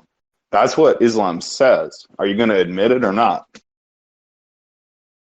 Okay, perfect. So let me respond now. You said that basically you have to accept that it is either kill or, basically you have to accept that it is either kill or you dishonest. First of all, the word used there is qatala, which can mean kill, but it doesn't necessarily mean always kill. Because if you actually look in chapter 2 of the Quran, Surah Al-Baqarah, the same word is used there as well when it says kill them, but it doesn't literally mean kill. Because if you actually look in the other verses, in the next verse, I think it's verse 191, if I'm not correct. And if you look actually in the verse after, it says, but if they cease, then you cease. But the thing is, a person that is dead cannot cease. So that literally means that they are still in a situation of fighting, and then they stop. So the word does not always refer to. And another example is literally in Surah At-Tawbah, where it's literally used as well there. But the thing is, it actually brings also a condition. So if you see there's always a condition saying that if they stop with this, then we will stop as well. And you can't stop a dead man. A dead man is already dead. There's nothing to stop. So So do you you're think? literally just being dishonest, and you don't know how. Wait, one thing. You don't know how the Arabic language is utilized. So how are you coming in here blazing as if you have any knowledge in Islam or the Arabic language, trying So to translate the to us? thing is this, Okay. So right? I mean, like, if You you, it's like, believe let me. that. Okay, go. You won't let me finish. Okay, good to know. All right, let me finish. So the thing is, that's one verse we already explained. And the thing is, we're not Quranists. If you're here to try to interpret the Quran for us, then go ahead and do that. Because the thing is, we're not Quranists. We take tafsirs, we take explanations by the scholars and their understanding from the methodology of the Salaf. And the thing is, we already have a clear-cut companion explaining what fitna means, which means afflictions for Muslims being persecuted and killed by pagans, so they can fight back until there is no more persecution. Juice, do you And the think that thing is, people have used that verse to kill people? Well, here's the thing, I already right? wait, one thing. No, this is perfect. This is perfect. No, I can respond to him. This is perfect. The thing is, if they do that, I don't care, because we're not Quranists. We don't take the Quran on its own. We take it by the methodology of the scholars and Salaf, the three So best isn't generations, and how they I just want understood to say it. this. So Isn't your this assumptions will always be baseless if you have no basis for that from our methodology. You can make up your own methodology, but that doesn't matter to us. It's literally just baseless. Nobody's making up a methodology, right? You have a book called the Quran. You believe it came from Muhammad, and you believe it came to Muhammad from Allah. We know what it says because it's translated also into English. So despite your claim that we need to know Arabic to understand the Quran, we can actually just read it in English. We know what it says. So we know it says, fight and kill until religion is for none but Allah. Now, if I was you, I wouldn't dispute that. I would just say, well, yeah, Islam is the true religion and nobody should believe anything else. So, of course, we're going to fight until it's universal. That makes sense. What bothers me is that you practice taqiyya and you lie, right? You say, no, we don't fight until everyone's Muslim. We only fight when we're under attack or when we're defending ourselves. That's simply untrue. It's just absolutely not true. So the problem is you tell a lie and we can all read it and see that you're lying. And if you were honest, you could say, well, we're Muslims and we believe that Allah is correct and the Quran is correct and you guys are all wrong. I would respect that. I would honestly respect that. I'd say, okay, you have a different view of good and evil, but you hide your own nature, right? By denying what your own book says. But I can read it. I can read it in English the same as you can read it in Arabic. It says, fight and kill until religion is for none but Allah. The meaning is clear. It means as long as there are non-Muslims, there will be jihad. That is what it means. And when you deny it, you deny your own Quran, your own Muhammad, and your own Islam. And I don't dislike you for disagreeing with me. I dislike you for having not the courage of your own convictions and not admitting what you believe. Okay, I have a couple of points to. I have a couple of things I want to bring up. So this is just a question.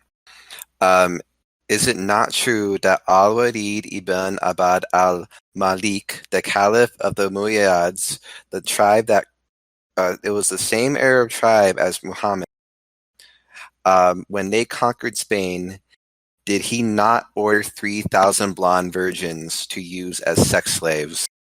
And is this not completely legal according to the Quran? All right, that's a perfect question to ask. So first of all, you asked us if certain Khalif basically took over Spain and basically took hundreds of sex slaves. Allegedly, I don't know if I can verify this first of all. And you're saying, is this allowed in Islam? And the simple thing is no, because sex slavery, what is it? What is sex slavery? It's when you literally have a slave and you abuse her and take her basically forced for sex and etc. Use her most likely as a prostitute.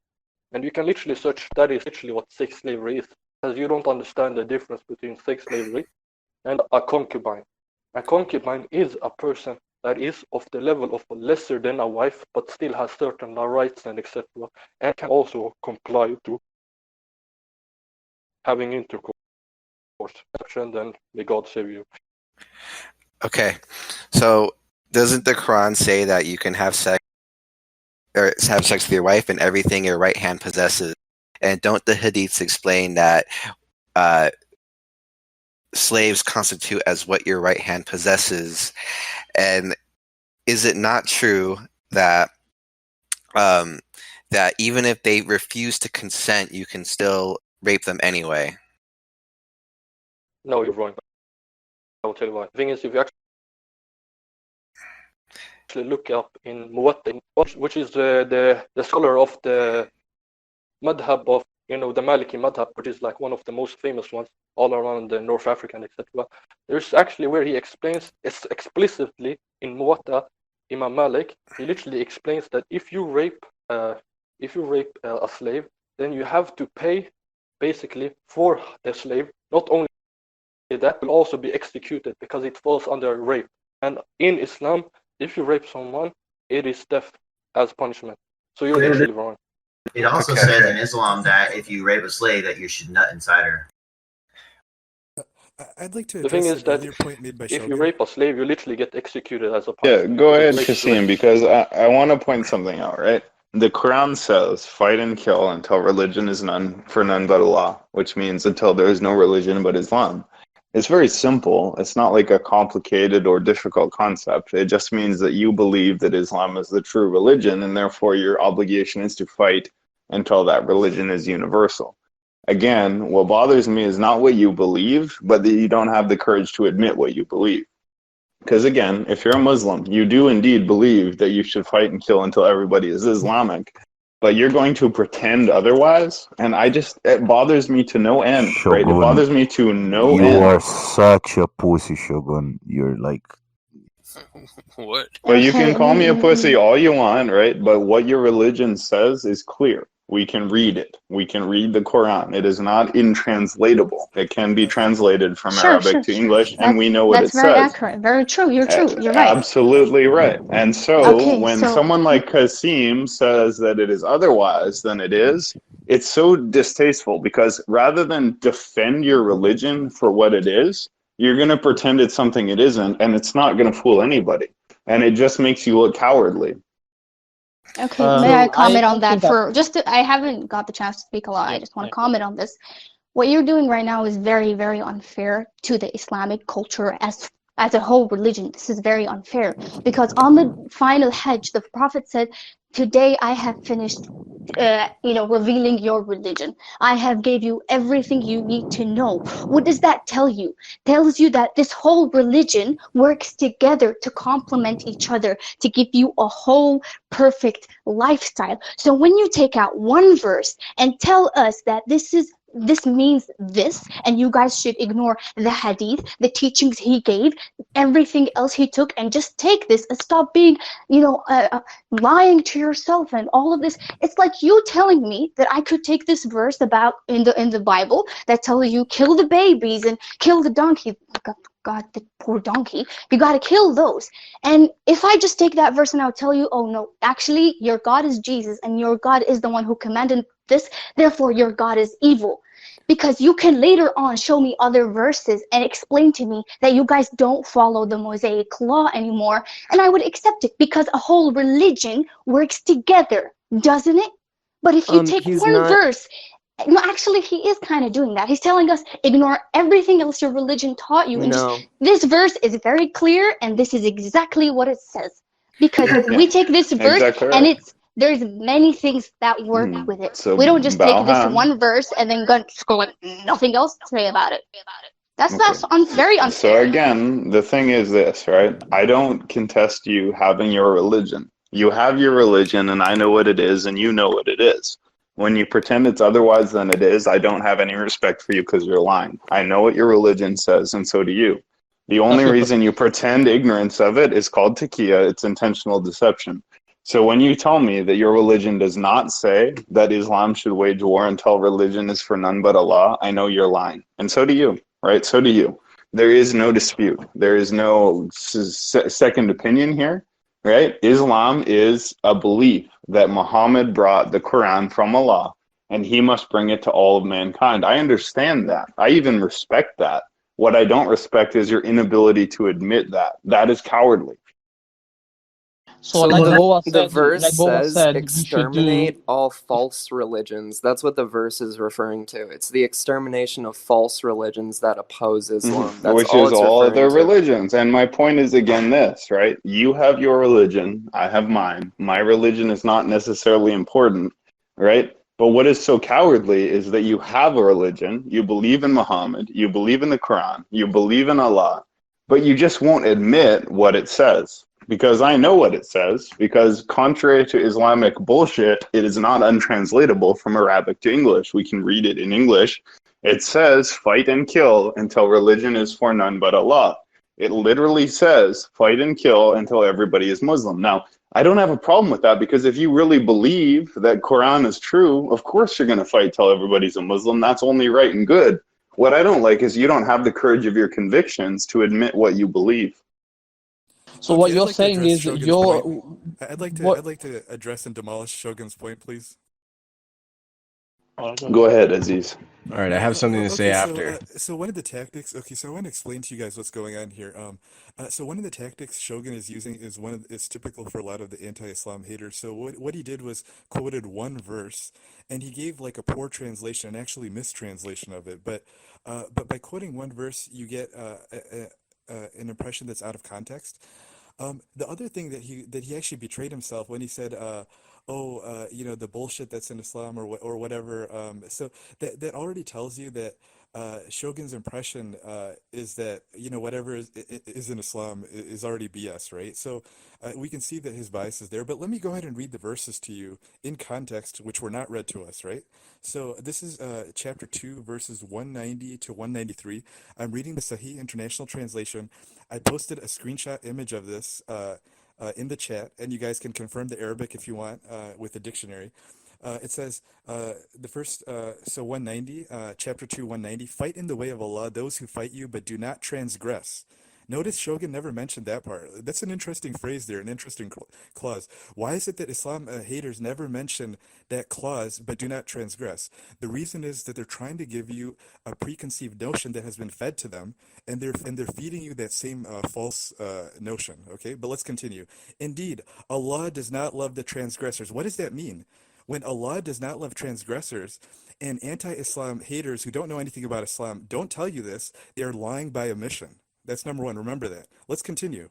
And kill them wherever you overtake them, and expel them from wherever they have expelled. Can you repeat that part, Aziz? That last part about killing them wherever you overtake them?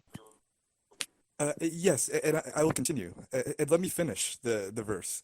And kill them wherever you overtake them, and expel them from wherever they have expelled you. After you kill them. When you read that, hold on a second. When you read that, there is an underlying assumption and understanding that the Muslims were expelled from somewhere, right? So, and if you leave that out, Right. you're being intellectually dishonest if you're not disclosing that. Let's continue. Well, Hold on. Let's continue. go ahead. And fitna is worse than killing. Now, to have a proper understanding of these verses, you need to understand what fitna is. Now, have you taken the time to study what the term fitna is? I don't think so. Okay? Yes, I have, Probably sir. Fitna, tribulation. Exactly Hold on a have. second. What is fitna and tribulation? If you don't know what that is, you're not going to have a proper understanding of this verse. Let's continue. And do not fight them at Masjid al-Haram, which is in Mecca, until they fight you there. But if they fight you, then kill them. Such is the recompense of the disbelievers. Verse 192. So what is And if this they verse seize- about, Aziz? hold on a second. And if they seize, then indeed Allah is forgiving and merciful. So if they stop fighting you, why would Allah be forgiving and merciful? And once again, remember, the Islam haters, they never point that verse out to you. They never tell you that if the disbelievers cease fighting the Muslims, that Allah is forgiving and merciful. Why don't they tell you Right. that? If you Because simply because they are submit to projecting- Islam, No, hold on a be second. spared. The reason that they're not telling you that is that because they want to project a false image, because a lying false image, and atheists Okay. typically do this. You just said that if they No, submit. listen, Hold on a second. Let me Aziz. finish, let me finish. Aziz. Hold Go on, let ahead. me finish. Go ahead. So they want to project a false image that Allah is a vengeful, wrathful God that wants blood and wants to kill everybody. But they never mention the verse that if they cease fighting, that Allah is forgiving and merciful. That's Why don't they mention submission. that? And again, Okay, so- fighting means persisting in their own religion that they had before Islam, right? So when you Let him say finish, those who do not submit, you mean those who do not submit to Islam. So if you had a pre-Islamic religion like Buddhism, Hinduism, Christianity, Shogun, Judaism, let him and finish. Muslims came along, All right, go ahead, No. Aziz. Were you done? Incorrect. That is It a was not false finished, bro. interpretation. Let him finish. Don't be. My don't bad. be, I'm sorry. Go ahead, manipulative. Aziz. Go ahead. The verse states "fa'inin taho," and if they seize, okay. Again, you are giving a false translation, a false interpretation. You're saying that if they continue in the religion, that's not what the verse says.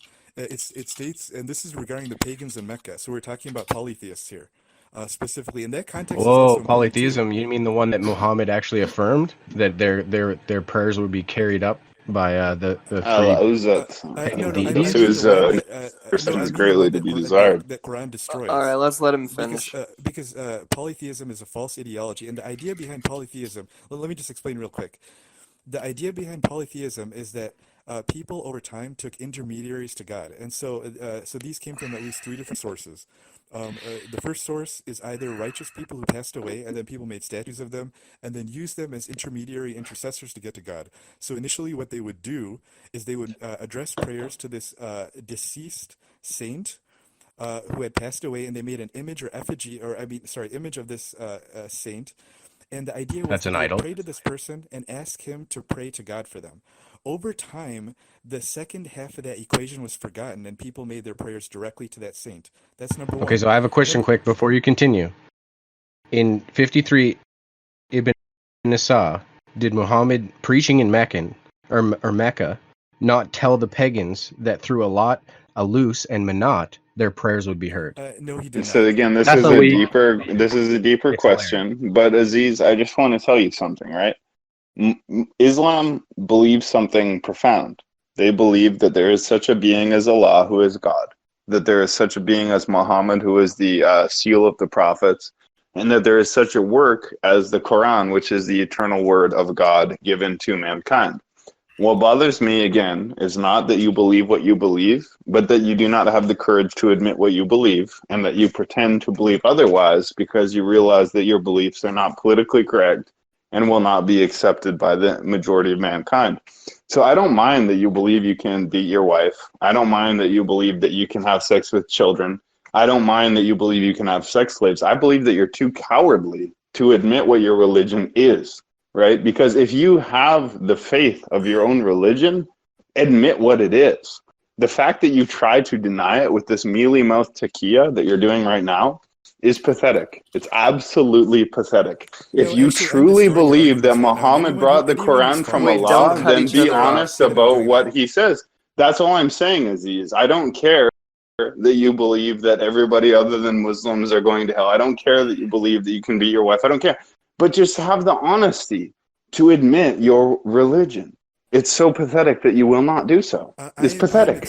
Well, there's something I'd like to add as well, and I apologize. I apologize. I'm on my cell phone. I want to add some. I apologize for the quality. I'm on my cell phone driving home with a cigar in my mouth. But the other thing I want to say to Aziz is, whenever you're talking about a subject, never, and this is my recommendation, advisement to you, obviously, never assume someone isn't educated on it and put them down in the debate, because that isn't conducive to a civil discussion. I just want to add that to you, because that's not fair to anyone that's trying to debate you, and just try to do that in the future for my own. Wait, the thing is, right, if I believed in Islam, if I had believed in Muhammad, I would not deny it, right? I would be proud. I would be loud and proud. I would say, this is what Muhammad said. This is what the Allah says. This is what Quran says. And yet you hide it because you know that society won't accept it. And that is pathetic. It's cowardly. Shogun, is what you don't realize is that many of your statements are actually false. Now, there is partial truth to what you are saying. I haven't actually addressed all of those, because you've thrown out like a whole array of things. You know, you talked about wife beating, you talked about, sex slaves, you talked about this and that. And so again, I have not addressed all those different points. There is some partial truth to what you're saying, but many of your statements are false. And so when you talk about you can marry a child, you can have sex with a child. Yes, you can marry a child and have a contract with the approval. Can you repeat that part about, yes, you can marry a child? Just say that one more time. Yes, you can conduct a marriage contract with a child with the approval of the parents. However, what about the marriage, honeymoon? Doesn't that typically come? Hold on. However, that child does not move in or have any relations with the man, and it's literally only on it's like an intention to marry. It's like a betrothal. Who watches over this? Listen, it's okay. It's okay, Aziz. But the point is, right? The point is that Islam is not the same as our value system. It's not the same. So just have the courage to say, we are Muslims, we believe in Allah and Quran, and we have a different set of values. Then I will respect you. But when you try to pretend that you believe other than you do, I'm just like, God, you guys are cowards. Like, you're cowards. You believe something and you won't say it. It's so pathetic. I want to have a dialogue. I want to have a quick dialogue with Aziz. Can I have a dialogue with Aziz? Wait, let Aziz respond. Let Aziz respond. Okay, so yes, we do have different values than you, but they are not the values that you think and you have been told on anti-Islamic blog pages. So there's actually three different things. There's the Islamic set of values, there is the secular humanist Western set of values, those are different values, and then there is the values that you think Islam has, that you have been told by Zionists as well as other propagandists. So those are three different sets of values. I never said that Islamic values are the same as Western values, and I do not. And I do not make that claim. But they are not what you think they are. And so let me continue here with that verse, and just finish reading the final verse that you mentioned. So, chapter 2, verse 193. Fight them. وَقَاتِلُوهُمْ حَتَّى لَا تَكُونَ فِتْنَةٌ وَيَكُونَ الدِّينُ لِلَّهِ. Fight them until there is no more fitna or tribulation, and until worship is acknowledged to be for Allah. But if they cease, then there is no aggression except against the oppressors. Once again, the second half of that clause was never mentioned, but also, I want everyone to notice what happened here. Shogun inserted an extra word into the meaning, and he did that in order to create an impression in your mind. So he said, fight them and kill them. Had the Quran said that, it would have said, وَقَاتِلُوهُمْ وَقْتُلُوهُمْ. Listen carefully to my pronunciation. These are two different forms of the same verb, of the verb with the same root. Okay, so it would have been وَقَاتِلُوهُمْ and fight Wait, them. I googled that. And kill them. That's not what the verse says. The verse says No. وَقَاتِلُوهُمْ حَتَّى لَا تَكُونَ and fight them until. So what Shogun did was inserted an extra verse an extra word into the verse to change your impression of what the Quran was saying in order to make it more violent than it was. And yes, there is violence here. This is referring to military jihad. But he added the word kill in order to create an impression in your mind. Aziz? That's the impression that Aziz, it is kill. It is kill. I have googled that for Shogun. It wasn't Shogun who made the claim, or you got it from me, right? So if you were gonna like fuck someone, it's me. So I've looked at because I was arguing with Shogun on this, because like, okay, fight could mean fighting with the words, like we do right now. Okay, though, let's switch the goalposts. Let him speak. Chill. Let Richter speak, please. Fighting with the words like we do now. And so I try to go through all the words which are said, and I took the fight, and I've googled it, and let me see if I can find it. Yeah, here. Qatilu, right? Okay. Qatilu means kill, right? Duh. Qutilu, they would have been killed. Qutilum, you are killed. Qutiltum, you are killed. Qutilu, they would have been killed. Qutilu are killed. So it means Qutilu. Aziz, I want to switch the goalposts. So you admit that they say fight until Islam is the main religion. You admit that they do say fight. Well, and the other thing I want to add to that is if an Islamic country was, I don't know, take a country like the Byzantine Empire and sack it, if someone was to go and try to reconquer that, the religion literally says defend it until they stop fighting. But what does it say about attacking a country that may or may not have attacked them first? Yo, can I correct Aziz on one point, yeah? Go ahead. Alright, so the thing is, we have to also be honest here, and we have to understand that there is, some military role, and they are correct, You can even find, I'll show you a passage, where even Musa alayhi salam, he's actually commanded, and we can look here, you can pick up in the Quran, and I will give you the reference later, where Musa alayhi salam, it says in Arabic, waqtilu, like, basically kill them, and like it mentions which to kill. It says kill them, both man, woman, infant, suckling, ox, and sheep, and camels, and donkeys. And we find this written down. And if you look up in the book of 1 Samuel 15:3, you can find it clearly in the Quran where it's mentioned that. obviously. Lasă-mă cu toate regulile pulii. Okay, And you I know, really. we can't really take it out of context. That literally means. Omul la cap. Yeah, exactly. Ești Okay. enervant. That means one thing. I've been waiting really patiently to have a dialogue, and I want to have this dialogue right now with Aziz Enervezi omul only. liber. Ai fost crescut în comunism, cu nu știu câte mii de reguli tâmpite, da? Care nu mă stresează omul la cap. Here's the thing as far as I see it, and I want to pass the mic to someone else who wants to have the turn. But the point is, Islam is Islam, and when you pretend it's otherwise, you don't make Islam look good, you make Islam look bad, because you make it look like you can't defend what it is, right? So if Islam is X, defend X, but you pretend that Islam is other than X, and you make yourself look like a coward and a liar. And Aziz, I'm going to call you a coward and a liar, because I know that you know that what you're saying is not true. I know it. Right? Because I can read English. I can read the English language. I know that what you're saying is untrue. I know that you know it's untrue. And it's just so shameful. It's so absolutely shameful to pretend that your religion is other than it is. If you truly believe in Muhammad and Allah and the Quran, then stop mealy-mouthing taqiyya-ing it and just say, this is what we think. Like, what's so hard about believing that you need to convert everyone to Islam? Why do you need to pretend it's other than it is? You will not accept other religions. Of course you won't. Why would you? If Islam was true, why would you accept taqiyya? Why would you accept mushrikeen? Why would you accept the polytheists? Of course you would not. So just be honest.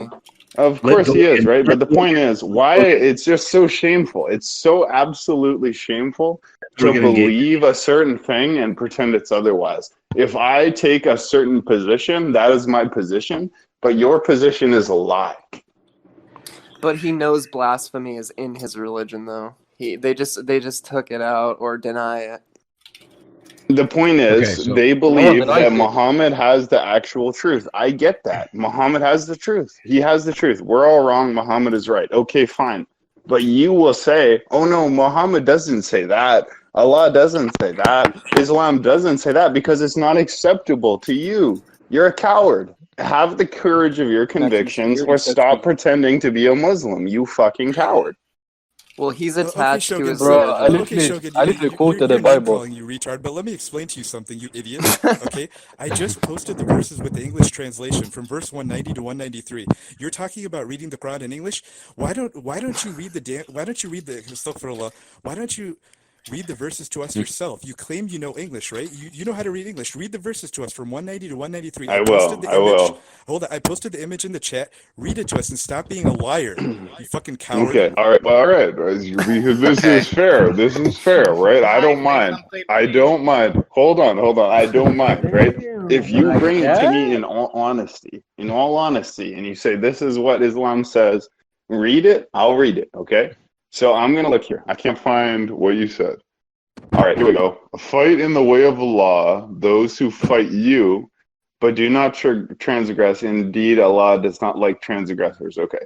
And kill wherever you overtake them, and expel them from wherever you have expelled you. And fitna, which again means disbelief, is worse than killing. So what this says is, when it says fitna is worse than killing, it says that disbelieving in Islam, which is called fitna, is worse than killing. So what it says is, you can kill innocent people who don't believe in Islam, because again, fitna is worse than killing. Where did you get this translation of fitna? I am literally because I am Arabian, and I use this word all the time. Fitna does not mean you are in from the Quran. I get it. What but the word just fitna, means you to come in your way and try to create chaos in between people. This is what it means. So exactly. all I'm saying, Bauhan and Aziz, is I do not disregard you having your belief. I disregard you not having the courage of your convictions. And you obviously don't. Because your religion says that until everybody is Muslim, there must be war. And I understand that, right? If you're truly a Muslim and you truly believe in Islam and the Quran, you're not going to accept, worshiping Shiva and Vishnu and Krishna. Of course not. Of course not. But what I find despicable is that you won't say, we don't accept polytheism, we don't accept the mushrikeen, we don't accept the kafir, we don't accept the disbeliever, right? You won't say that, because it doesn't match your political ideology. Just be honest. You're Muslims and you believe in the Quran. But if maybe you stop repeating yourself and actually give us the chance to speak, this conversation would be way much more productive. Okay, but have I taken more than half of the turns, or have I given 3/4 of the turns to the other people? Everybody have given 3/4 to the other people. No, chill, bro. Yes, let's hear Shogun. You know English. Go ahead, read them. Well, it's not a thing, right? Here's the thing, Aziz. If you say, I'm a Muslim, Muhammad was given the Quran by Allah, and here's what he said, I'll be like, okay, cool, that's what you believe. What I find so despicable is that you won't admit it because you know that if you told it in an open court, right, people would say, we don't accept that, we don't like that, we don't agree with that. So you lie. You lie. I'm gonna actually read the verse because picking, let's finish the verse. Hold on, let's finish it because it was cut off in the middle. I want to finish that fucking shit. All that I have to finish it. Sorry, my OCD is kicking in. All right, so where was it? Fight in the way of Allah those who fight you, but do not transgress. Indeed, Allah does not like transgressors. And kill them wherever you overtake them, and expel them from wherever they have expelled you. And fitna is worse than killing. And do not fight them at Al-Masjid Al-Haram until they fight you there. But if they fight you, then kill them. Such is a recompense of the disbelievers. And if they seize, then indeed Allah is forgiving and merciful. Fight them until there is no more fitna and until worship is acknowledged to be for Allah. But there you go. Seize, there is to be no transgression. Sorry. But if they seize, then there is to be no aggression except against the oppressors. Okay, fight them until there's no more fitna literally means until there's no more false religions, because false religions are fitna. Fitna literally means anything other than Islam. One thing. Here's what we're going to do here, okay? Listen up, guys. This is a little Arabic lesson for you because most of you don't know Arabic. So I'm going to quote, I have a question. If I quoted a dictionary entry from a German non-Muslim, would you accept the definition of word from a non-Muslim German? Would you accept that as a proper translation? Yes or no? I honestly don't understand the question, Aziz. No, okay, so... Can you repeat the question one more time?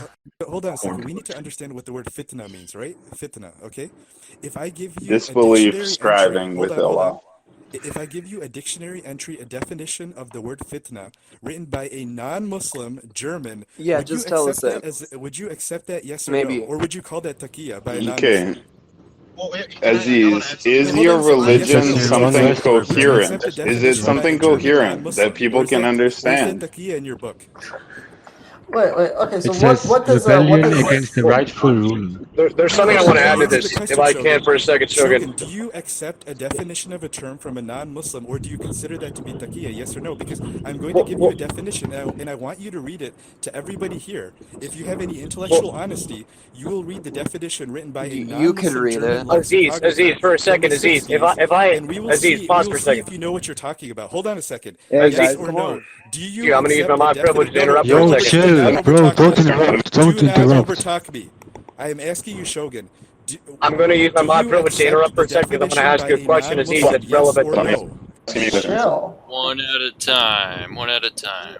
If I give you the definition of the word burro, and I ask you to convert that, if I Google it or find the translation elsewhere from someone that doesn't speak Spanish, does that make the translation any more real? Of course not, because the word has a meaning.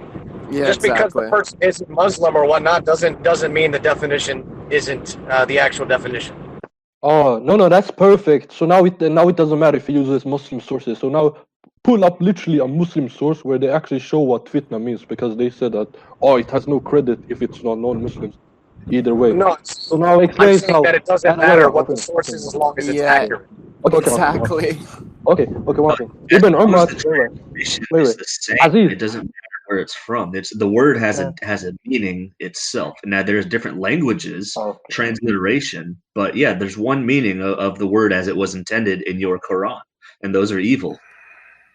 Okay, that's perfect. Aziz, can you tell me who Ibn Umar is? Wait, what does this translation here mean? Wait. appeal, attraction, you know who enticement, Can the seducement. Muslims speak? Can the Muslims have freedom to speak here? Yes, a Muslim can You're speak, very right? dictating the Muslims, A bro. Muslim can The absolutely Muslims speak. cannot speak here. You're only speaking over One at a Muslims. time, guys. No, we're giving Aziz the Bro, mic. it's not fair, We're bro. giving Aziz the mic. We're Wait, giving Aziz no, the I was the mic. one speaking. I'm asking You, Riddle. I'm you asking stopped speaking. Aziz a So question. what are you I'm asking asking. about? If you don't Abdullah stay ibn on Umar? topic, you'll be muted. Yo, I'm staying on topic. This is to the topic. You will see how it's connected. Aziz, Well, we you know about know, Takia here. Warning, so- stop. Do not interrupt. I fucking hate, man. What's going on here, man? Seriously, what the fuck? Yeah. Yeah, it's just very simple, One right? at a Like time. we don't agree. We don't agree. We have different points of view, right? And yet we're allowing the Muslim point of just view feel to we be have to be said. honest. Don't allow the Muslims to speak, because every time a Muslim speaks, you're talking over them. That's Yeah, not have true. some That's dis- not true. If that was true, you wouldn't have a turn at all. Kind of seems But like I'm Ray giving was you a talking. turn because I do allow not you to interrupt. speak. Oh, I can't hear him. wait. Okay, Shogun. I'm let gonna me ban know. the next motherfucker that interrupts. All right, I'm gonna tell who's gonna fucking speak. I'm gonna say who's gonna speak, and that's it. Whoa. All right. Exactly right. All right, Aziz, talk, and then I'll say who goes after you. Anyone else talks, I'll fucking ban you. I don't give a fuck who it is. Thank No you. fucks given. He's right. He's absolutely right. Go ahead, Aziz. speaking. Okay, so what I'm going to do now within the next minute or two is I'm going to post a screenshot from the Hansware Dictionary, which is going to give a series of definitions. So, okay, so let me explain to you guys how a dictionary works. What a dictionary does is that it gives it an entry, and then it'll typically give a series of meanings. Okay, so here's a simple concept: words can have multiple meanings. Okay, so those meanings are typically contained in a dictionary or lexicon. And I'm going to provide the entry for the word fitna, okay? And I want to explain to you guys how this old Hansware dictionary works. So definitions that are synonymous are separated by a comma, and different definitions are separated by a semicolon. So what you guys are used to in the Merriam-Webster dictionary is that typically definitions are like number one, you get a definition, number two, you get another definition. The Hansware, he didn't use that system. He used a semicolon to separate different definitions. I am going to post the entry for the word fitna in the chat. This is written by a non-Muslim. You cannot claim taqiyya. I know you're going to say every Muslim is lying and doing taqiyya, but this was by a German Arabist who is a non-Muslim. And I would like Shogun to read for us all the different definitions of fitna so that we can all have a comprehensive understanding of what the term fitna means. And then the second step of analysis is that you take a look at a word and you look at all the possible definitions, and then you put it into the context of scripture. So then you look at the local context of the verse and the local context of the chapter itself. And then you ask, out of all the definitions that I see here in this entry, which one or which ones apply here? Okay, so let's do this analysis. I'm going to post a screenshot. I would like Shogun or somebody else to read for us what fitna means. Over to you. All right, hold Do on. you have the German original? Now, Dorgan's Isfai is gonna speak because he has been waiting to talk for a while, and he's gonna go. And then Shogun, if he wants to, of course, respond. But Dorgan, Maybe you go. I'll go after Shogun. Did No, Shogun just want go to? right now. No, just go right now. I just didn't want to derail the topic. Just do it, man. Okay. Aziz, are you aware of what's called the Islamic dilemma? No, I'm not. But later I'd like to also talk about taqiyya, but I don't know what that is. Okay, so in Surah 3:3, does Muhammad not affirm the gospel and the Torah? Yes, the Quran affirms them as originally having been valid revelation to their respective prophets. Yes. Okay. So do you see the dilemma I'm getting at right now, as the Quran also mentions in 6:115 that the word has been fulfilled in truth and justice? I don't understand. Aziz, can I respond? So what I'm saying is, okay, the Quran denies that Jesus died for sin. The Quran denies that Jesus was the Son of God. And the Quran also denies that Jesus rose from the dead. They also deny sovereignty. So if Muhammad is confirming the Torah and the gospel in the Quran in Surah 3:3, do you see the contradiction that the Quran is already made against the Torah and the gospel? Okay, I just want to say I've been talking for a long time, and I'm actually busy making the screenshot right now to post in the chat. So I'd like to give the mic over to Juice to address your question, or maybe you could talk to him or one of the other Muslims. Jazakallah khair. So I will relinquish the mic. Over to you guys. Okay, Thank you, Aziz. Okay, Juice, you go ahead. Anything you want to say? Why did someone server mute him? Why did someone do that? Who did that? Someone did that. Anyways, whoever muted that, do not do that again. I am gonna. Bro, I was literally muted. Okay, good one, Mods. Okay, good one. So like, okay, I did, let's go but back to the I point. was interrupting. How was I interrupting? You said I give away your mic to you. It's all good. and I Just said, go, Jazakallah Juice. khair. Just I go, apologize. Juice. Go on. Okay, so good one.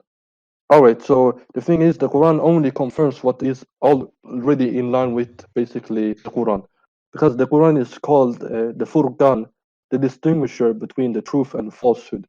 And if we actually look at the explanation of Ibn Abbas concerning the Bible and the Torah basically, and who is Ibn Abbas? First of all, we have to, so I can simplify so we can understand who he is and his credit.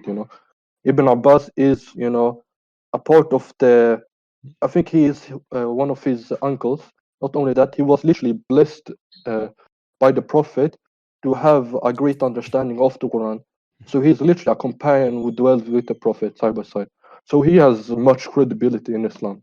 Doesn't mean he's always infallible, but he understands it the best to the limits.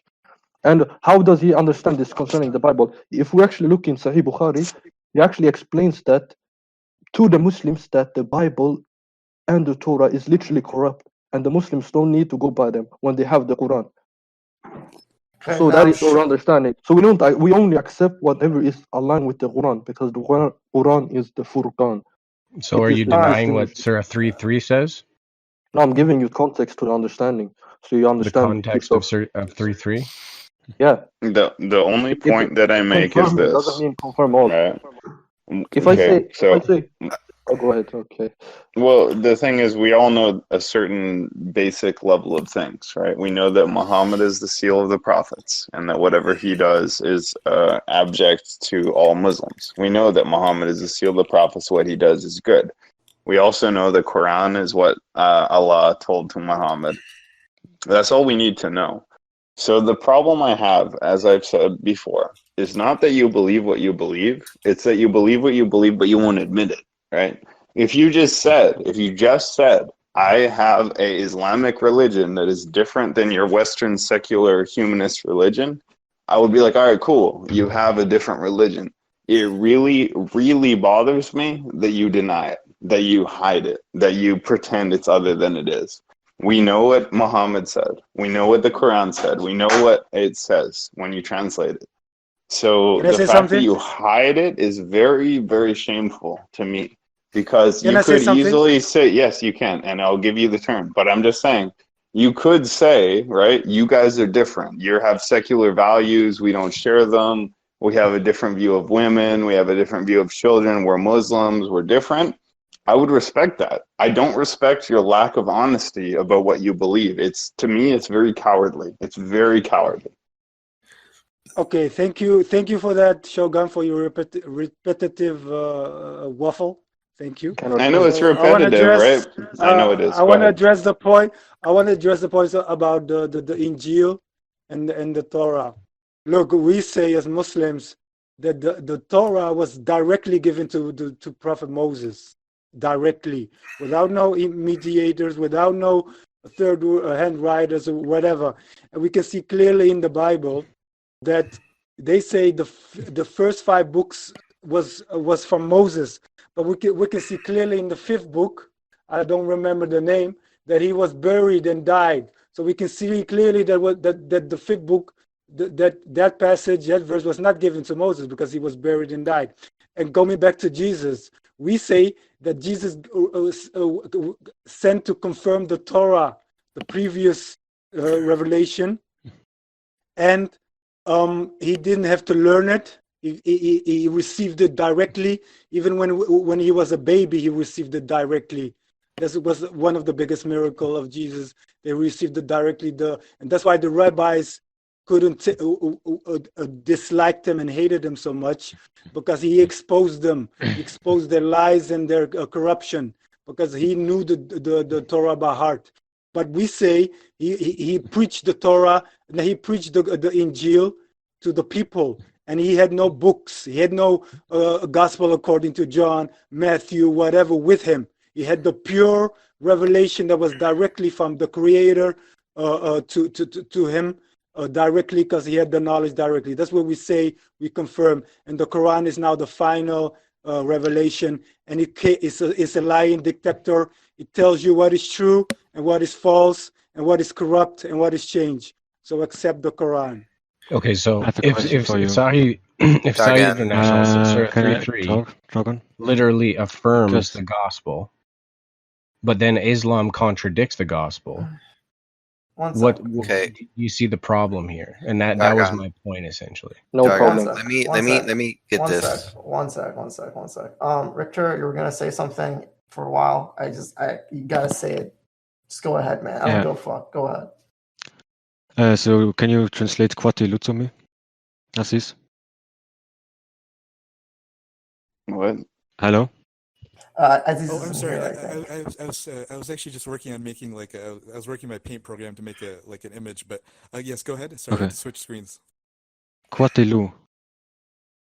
I didn't understand. Could you repeat? Quatilu. He wants you to translate it. Qutilu. What does it mean? Yeah. Did you say Qutilu? He said Yeah. قاتلوا. I think he's saying Who? قاتلوا. Wait, I will put it in chat, right? Okay, Okay. no, because the voweling makes a difference.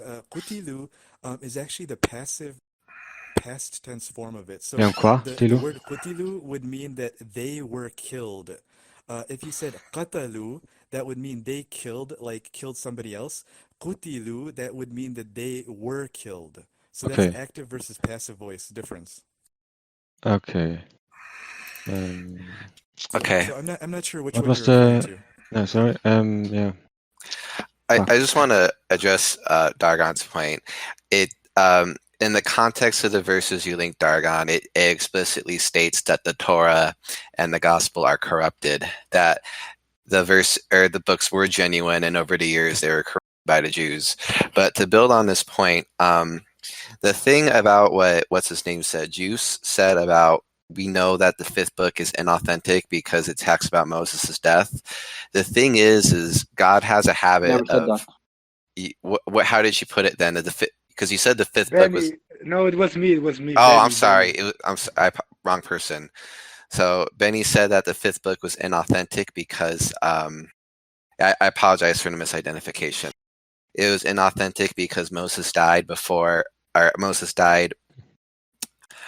and it talks about it after. The issue with that is there's this thing called prophecy where God constantly tells you what happens before it happens. And so considering that God split the Red Sea, that he wrote a letter to King Kurush or King Cyrus from Persia 150 years before he was born, by name, lists his career 150 years before he was born. And it foretells Jesus' coming, him being born of a virgin, being killed by crucifixion when crucifixion wasn't even invented yet. That was a Persian invention. There's no issue in saying the fifth book was given to Moses letter by letter because it's in God's character, nature, and it's expressed in his actions that he tells people the end from the beginning. To address the further point, what constitutes as proof of corruption? Because here's the thing about Allah in the Quran. It says that he is the greatest of deceivers, that he is the greatest of liars. Where in the Bible, between the Old and the New Testament, it affirms that God is completely incapable of lying. So where does the corruption come from if this God in Allah or this God in the Quran is able to lie to you and the God in the Bible is incapable of doing it? Why were the Christians wrong for 600 years that Jesus is the Son of God, that he was crucified and resurrected, when you have non-believing historians recording this event as happening? Why is it that Why is Ishmael the sacrifice and not Isaac? Where did the corruption come from? Why is this God? Why did God suddenly go from being incapable of lying to capable of lying? Why is lying condoned in the Quran, where verses in the Bible and Romans, if you lie and it adds to the glory of God, it's still counted as a sin against you? It seems like this. Take it over, bro. Take it over. Show him something, please. Okay, so are you done or sell him something? It's just bro? the standard for being a good person in the Bible seems and is different than being a good person in the Quran. All right, so first of all, we don't go by the methodology of naturalism that we conduct by, what is most possible and etc. Because this is why we say that, Jesus, didn't die, I mean.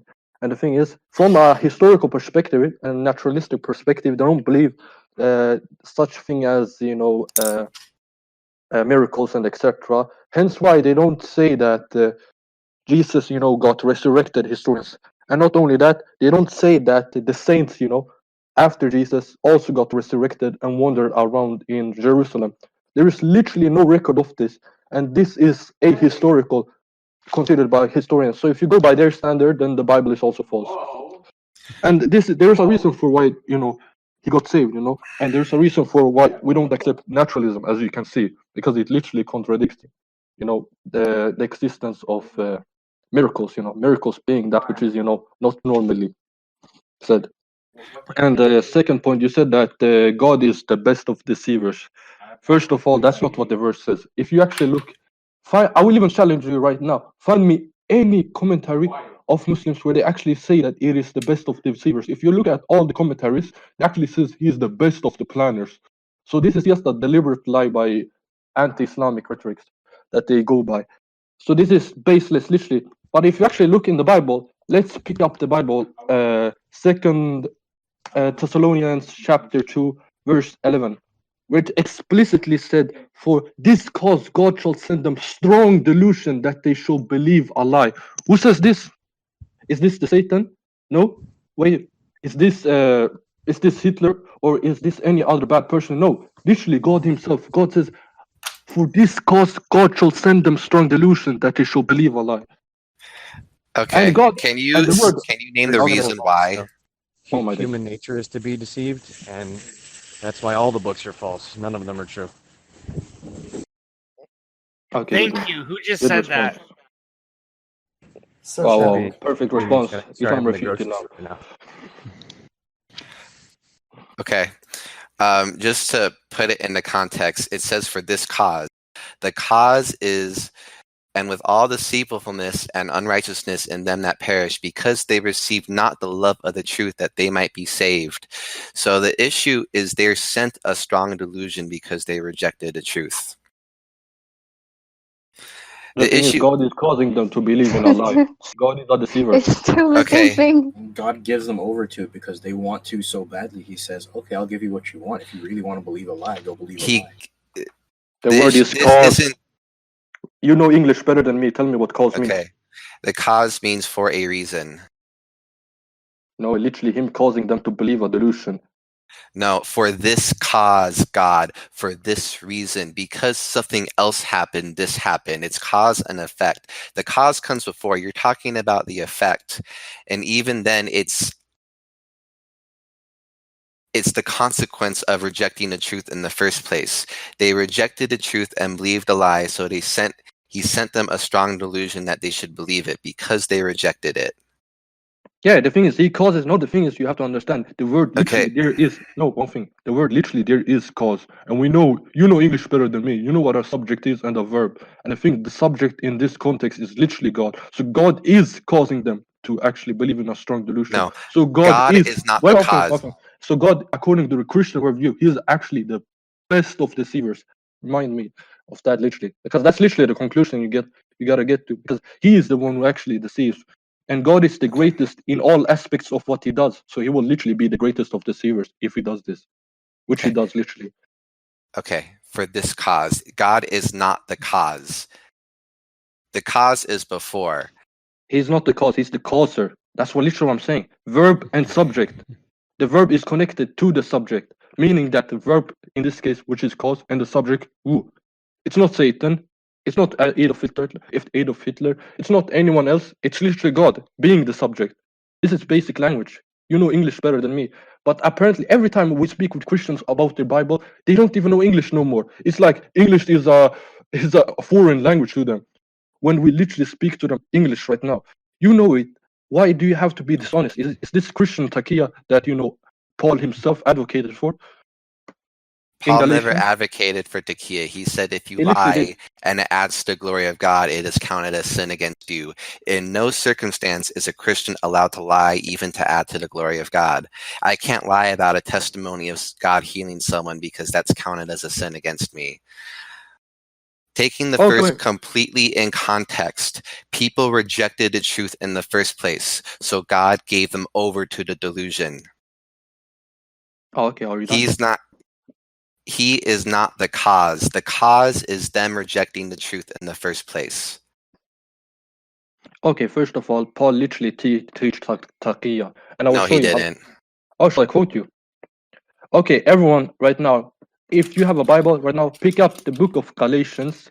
No, not book of Galatians, my bad. The book of 1 Corinthians chapter 9, verse 20 to verse 23. And let me read. To the Jews, I become like a Jew, to win the Jews. To those under the law, I become like one under the law, though I myself am not under the law, so as to win those under the law. To those not having the law, I became like one not having the law, so as to win those who are not having the law. To the weak, I become weak, to win the weak. I have become all things to all people, so that by all possible means I might save some. I do all this for the sake of the gospel, that I may share in its blessings. So literally he's deceiving the people, appearing like among them in order to convince them over, which is literally one-on-one taqiyya. So you're literally lying. No, it's not. To add to that, something else that he just said, to the weak I become like the weak, to the strong I become like the strong. To share the gospel is just another word to convert them forcibly or by coercion. Okay, Paul never converted by the sword. When people refused, he left. Second of all, I just posted a verse where you're not allowed to lie under any circumstance because it counts as a sin against you. Becoming like them means to empathize with them or to share their struggle. So he relates to the people who are strong. He relates to the people that are weak. The thing about God is he meets you where you're at. In the story of Jonah, when God wanted to send a prophet to reach the people in Nineveh, the people in Nineveh were worshiping a fish god called Dagon. So God put Jonah in the mouth of a fish and had a giant fish spit out his prophet on the beaches of Nineveh. Where people were worshiping a giant fish god, God saw that and met them where they were at. That verse isn't taqiyya. He's not lying about being a Jew or a Gentile. He's meeting people where they're at in their culture and in their place in life. All right, perfect. Okay, can I make a response? Simple and precise. Go right now and search up the word deceive. Right now, the Google definition of deceive is deliberately causing someone to believe that which is not true. For what? For personal gain. And what do we see in 1 Corinthians chapter 9, verse 20 to 23? It says, to the Jews, I become like a Jew, to win the Jews. And we know that he is not actually a Talmudic Jew, but he appears to be like one. For what? Personal gain. What is that personal gain? For the sake of the gospel, that they might share the blessing. So he's literally deceiving them in order to make them convert to Christianity, which is taqiyya. So you're literally doing taqiyya right now in order to actually convert us. So you're basically a liar and a follower of the Paulinian doctrine of taqiyya. You just said you're a liar then. I said you realize that, right? Yeah, but if you said we're using taqiyya and it's lying, that means you're lying because you're using taqiyya. So what you said is just as zero as what he's saying then. So you might as well not say what you're saying. It's called logic. I never said I used We're kind of taqiyya. jumping into Where did you get that? weeds here. Literally. Can I talk? Brainlet. Okay, so the first thing I'd like to say is that I think thank you, Jazakumullah khair, Juice, for pointing out that some passages in the Bible that may be a parallel to the verse in the Quran about makar, وَمَكَرُوا وَمَكَرَ اللَّهُ وَاللَّهُ خَيْرُ الْمَاكِرِينَ. But I do want to say something about taqiyya. Okay, so again, most of you won't believe me right now, most of the non-Muslims here, because you will think that I'm practicing taqiyya. But keep this in the back of your mind and search for it for yourself. And one day you will realize that Aziz was telling you the truth. So let me explain taqiyya. Taqiyya is a concept that is found within Shiite Islam, Shia Islam. Shias make up 13 to 15% of all Muslims. I am a Sunni Muslim. I do not practice taqiyya. What is taqiyya? So let me explain something to you. The Shias, at times, there were various groups in them. Some of the extremists among them had some very weird and un-Islamic beliefs. So some Shias believed that parts of the Quran were lost, that they were given to Ali, and that it was passed down. And so a few of them, not all Shias, but a few of them believed that the Quran is not complete. A belief like that would actually technically take you outside of Islam, or at least make you a major deviant or heretic.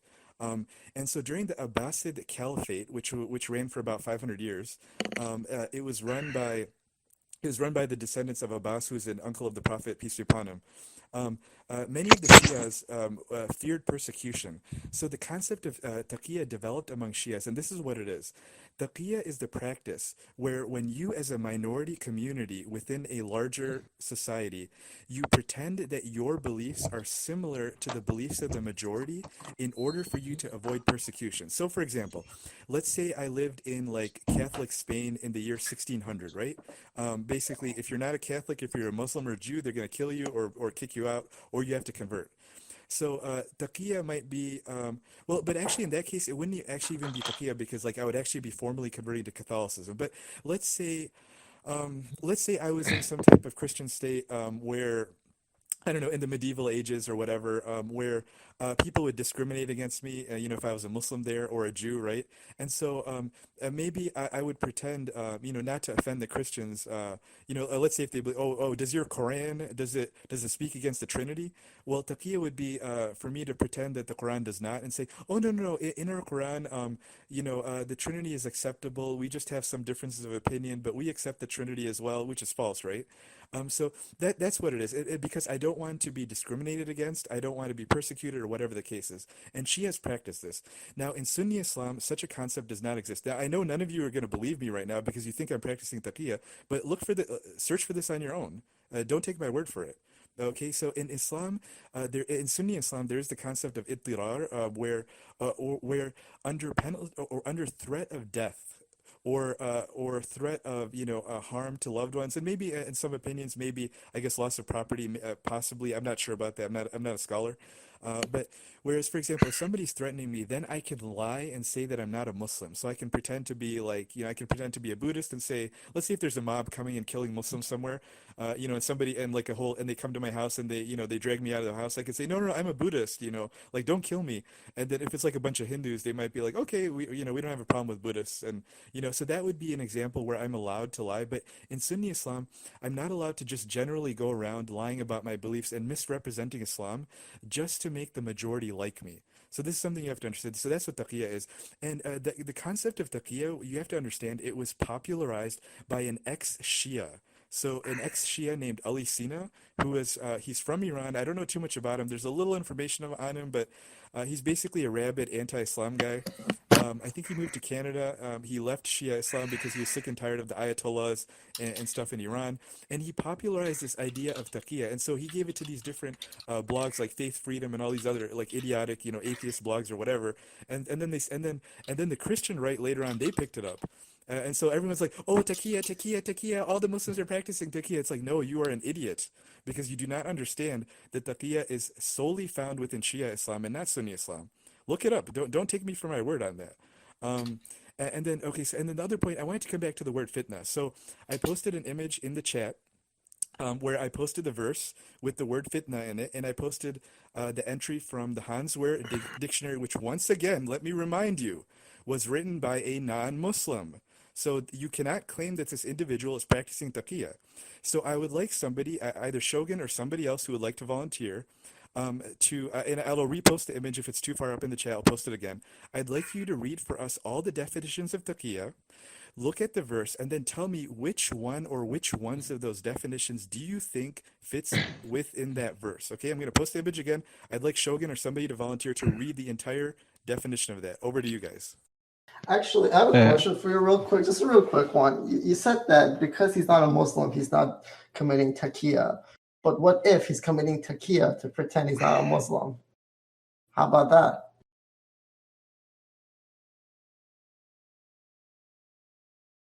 Then you're very hyper skeptic. I think the main thing to take away is that where with one belief system, you will stick with your convictions, stick with your religion, and count it no matter what the persecution. At least with the Shia side, I mean, we can see that they're willing to lie about it, and that's not a good quality for religion, in my opinion. No, but wait. Let me say something. Let me say something. So, Sir Shadok, right? We're living in a real world. We don't live in a Disney world, right? If a girl comes to you and says, "Please hide me, they're trying to kill me," and the persons come to you at the door and they say, "Have you seen the girl?" What do you say, Sir Shadok? Would you lie or would you tell the truth? Well, I mean, that goes back to my own moral kind of principle. My family, my code is family, friends, faction. So following that line, I'm not going to put my family in jeopardy for someone that I don't know. I'm not a religious person or a spiritual person. So no, but he does. It's just a simple question. He just want to know if the girl is there. You can lie. You can tell the truth, or you can answer your question. Do not overtalk me, sir. I'm trying to answer your question. You're interrupting me. Like I said, depending on what the situation is, the variables, of course I would give that person up, depending on what it is. But if it's something that I felt like their cause was just or the government was corrupt, then of course I would hide them. It would depend on the situation. It can't be a catch-all situation. A little girl. So you're not gonna protect the little girl. Well, you said girl. Now it's little. If it's a little girl, I said little girl. I said little girl. God. Hold on. 1 sec, Benny. Listen, the way we talk here isn't like little mini interruptions. We have to wait for the other person to be completely silent for approximately 3 seconds before the next person opens their mouth. Always. No exceptions. And if someone is delayed because of ping or some fucking connection issues, try to yield. It's good to yield. It's good to be cordial. Be a better human. If I can just add, because it sounded like we were starting to wrap up on the topic, is that I think Islam has had a lot of freedom to roam and to expand over the years, and I think they should be, open to the fact that that's going to end in these next coming years. So that's what I want to add to wrap up, is that freedom is going to be taken away from you. Okay, can somebody volunteer to read the definition of fitna that I posted in the chat, please? Can you just read it? Sure. Sure, I'll read it myself. Okay. Actually, Richter volunteered. When someone volunteers, you have to be cordial enough to let them do so. Richter, please go ahead. Okay. Sorry, I didn't see my phone. Okay, fitna, fitan, temptation, trial, charm, charmingness, attractiveness, enchantment, captivation, fascination, enticement, temptation, infatuation, intrigue, sedition, riot, discord, dissension, civil strife. Fight them until there is no more fitna, attractiveness, and until worship is acknowledged to be for Allah. But if they cease, then there is to be no aggression except against the oppressors. So fitna means attractiveness, charmingness, and you have to kill them all. What about? Okay, so I mean, all those Where words did kind you of read that in his picture? Just hold on a second. Let me say something. Okay, so out of those definitions that you read, which of those definitions do you think apply to that verse 2:193? Wait, I have to look at it.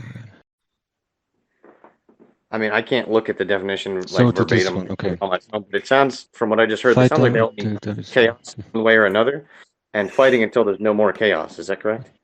I don't know what the verse was, sir.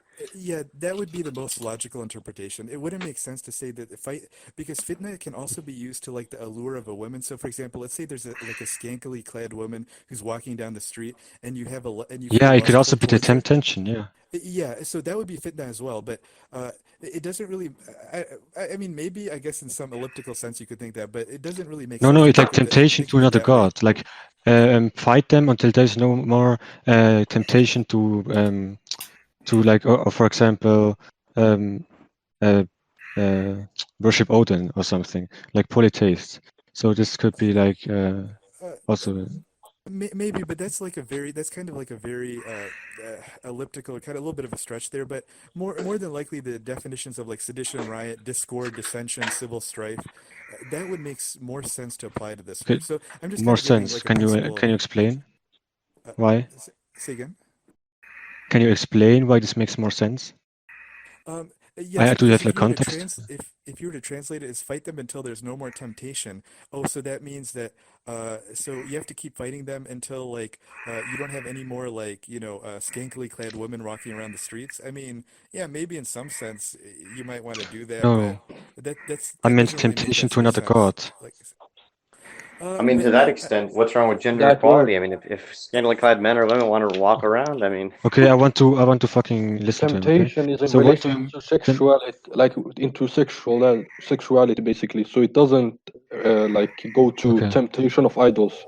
To answer your question, fascination too. Okay, that's fine. You know what, guys? I don't have anything more to say on the fitna. You can continue discussing it. The last thing I'm going to post. Can I I add don't know if I'll something? have a chance to talk because we've been going for a while. But what I'm going to do in the chat is I'm also going to post the verse about the makr, which is the planning of Allah against the disbelievers, and the disbelievers plotted and planned, and Allah planned against them. And I will also post the Lane's lexicon entry for the expression makr Allah. And again, this is Dr. Edward William Lane, who is an Englishman from the 19th century. He was not a Muslim. He studied Arabic, and he wrote like a magnanimous, like a huge work. Again, non-Muslim Englishman, and I will post what he said as an explanation of the expression wa makar Allah, and that Allah planned.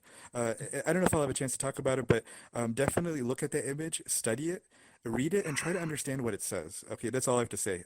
Thank you, thank you, Aziz. Thank you for that, Aziz. May Allah reward you, and may Allah guide the sincere ones who really looking for the truth. What I want to say is, look, it's very important that you take the Quran as a holistic study.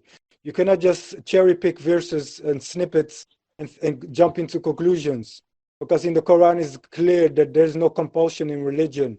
The truth is clear from falsehood. So if you take it holistically, you have to look at the circumstance. You have to look at the time it was revealed. What was the circumstance? What was the audience? Was it in a war? What was the time? The history? It has a lot of baggage. Islam has a lot of baggage. It has a rich history, volumes of study and history. So it's if you really want to know, what's going on, it's not just reading a verse and jumping to conclusions and watching Fox News and CNN will not do it. Sorry, it will not do it. And I have actually a question. It does have a lot of rich history, but just like every other holy book, it was written for a purpose. But at the end of the day, it was written by humans to convince them of a greater quotation truth. But at the end of the day, it was a book written by humans who are fallible. There is no omnipotent God, and just like every other holy book, there's no inherent truth, but there can still be wisdom to be gained through following such religions. But I think Islam, when compared to the other two Abrahamic religions, one kind of advocates war in a sense, and the other two do not. I think that's plain to see.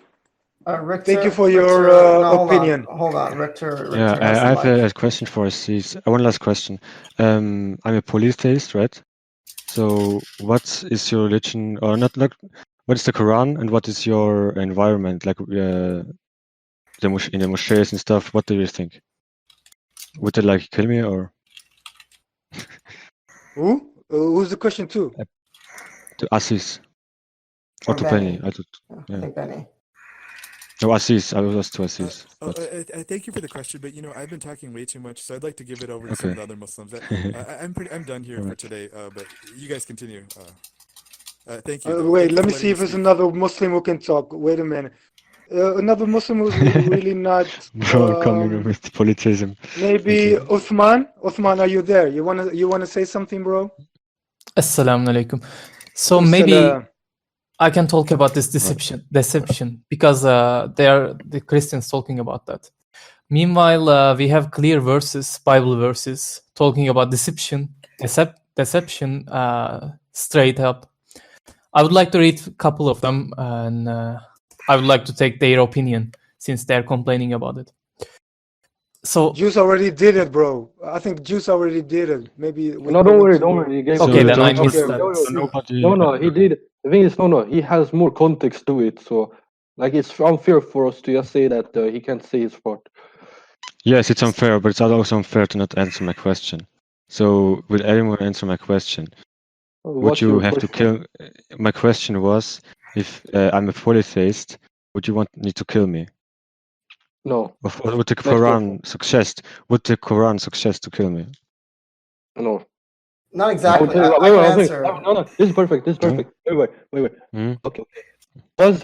Was the prophet's guardian, the prophet's uncle, his guardian, was he a polytheist? Was he a polytheist his whole life? Answer that question. Are we on to Jesus now? No, it's perfect because the thing is, he was the one who actually the prophet took care of and etc. And he was actually a polytheist, and he died on his deathbed as a polytheist, but the prophet never killed him. This simple example enough literally destroys your whole worldview because you're trying to say that Islam, wants to kill everyone. No, I'm asking, bro. But this, I'm showing you an example of a clear example of the prophet's guardian being a polytheist his whole life, but you don't kill any polytheist, etc. You just kill those who actually fight you, because if one fights you with the intention of killing you, then you can have the same intention of fighting them back. But if they stop, then you stop. It's that simple. Capture them, but you say you can't go what was it called? Persecute your enemies, right? You can't do that in Islam. But here it says, then kill the polytheists wherever you find them, and capture them and besiege them, and sit and wait for them in every place in ambush. Okay, this is perfect. This is perfect. I want to talk about it. Sorry. Okay. It's chapter 9, right? It's 9:5. Is this wait? I just want to ask you a question right now to see if one thing. I just want to ask you a question right now to see if you're actually, deliberately being dishonest, or if you don't know. You might be ignorant or deliberately dishonest. All right. Yeah. So, can I ask you a simple question? Does this verse apply to all the polytheists? No, it applies to some people. I don't remember. Okay, no, perfect. Yeah. You said some people. Now read verse 1 in chapter 9. I have to look at it. Is it Surah 9 or what is it? Yes, Surah 9, chapter 9. Perfect. Okay. You can even write in chapter 9. It's the same. Surah just means chapter. So. 9 and what? Verse 1, because it explains which polytheist it's talking about.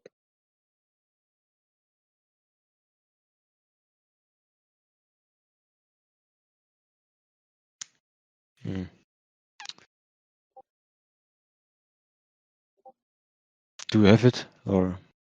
Yeah, I can pick it up if you want to. Don't worry. No. I can pick it up for you if you want to. And when the sacred ones, fuck.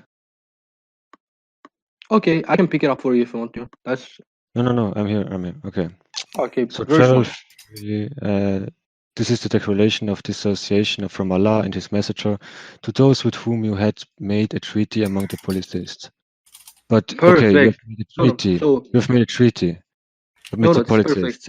But they say you have to kill the polytheists. But they made a treaty. No. I'm saying which. Okay. No, this is perfect. You said which does this apply to, and you said yourself that it's not all polytheists. That's really accepted. And now, if you actually look in verse 1, it's talking about the ones you have made a treaty with. And what is this treaty about? It's the peace treaty between the Meccans and the Muslims. And the thing is, the polytheists actually broke the treaty. And if you look in verse 12, it actually gives you even more clarification that they even attacked the Muslim first and persecuted them, and killed them. Yeah, okay, yeah. But okay, in the Quran, yeah, okay. Yeah, obviously in the Quran, because you're using the Quran right now as a context for your argument. Yeah, I'm not using it for a history book, bro.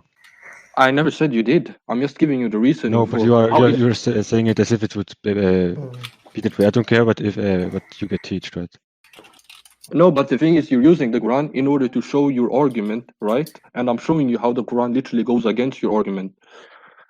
No, That's not fair. If we both agree upon that Muslims believe in this and Muslims use this as a text and a source, that show how this source actually goes against your point, then it follows that it goes against your point. It doesn't go against my point. It disproves my what I believed in, right? It doesn't go against my point. So you said that going against my point would be okay. Okay. I asked you. Would you need to kill me? No. Okay, I will tell you a simple question. Are you fighting me right now? No, I'm not fighting you. I'm asking you. Then I don't need to kill you. Simple answer. Okay, if I would fight you, like with the argument. If you fight me, if you fight me with the intention of killing me, then I have the right to kill you back. Okay.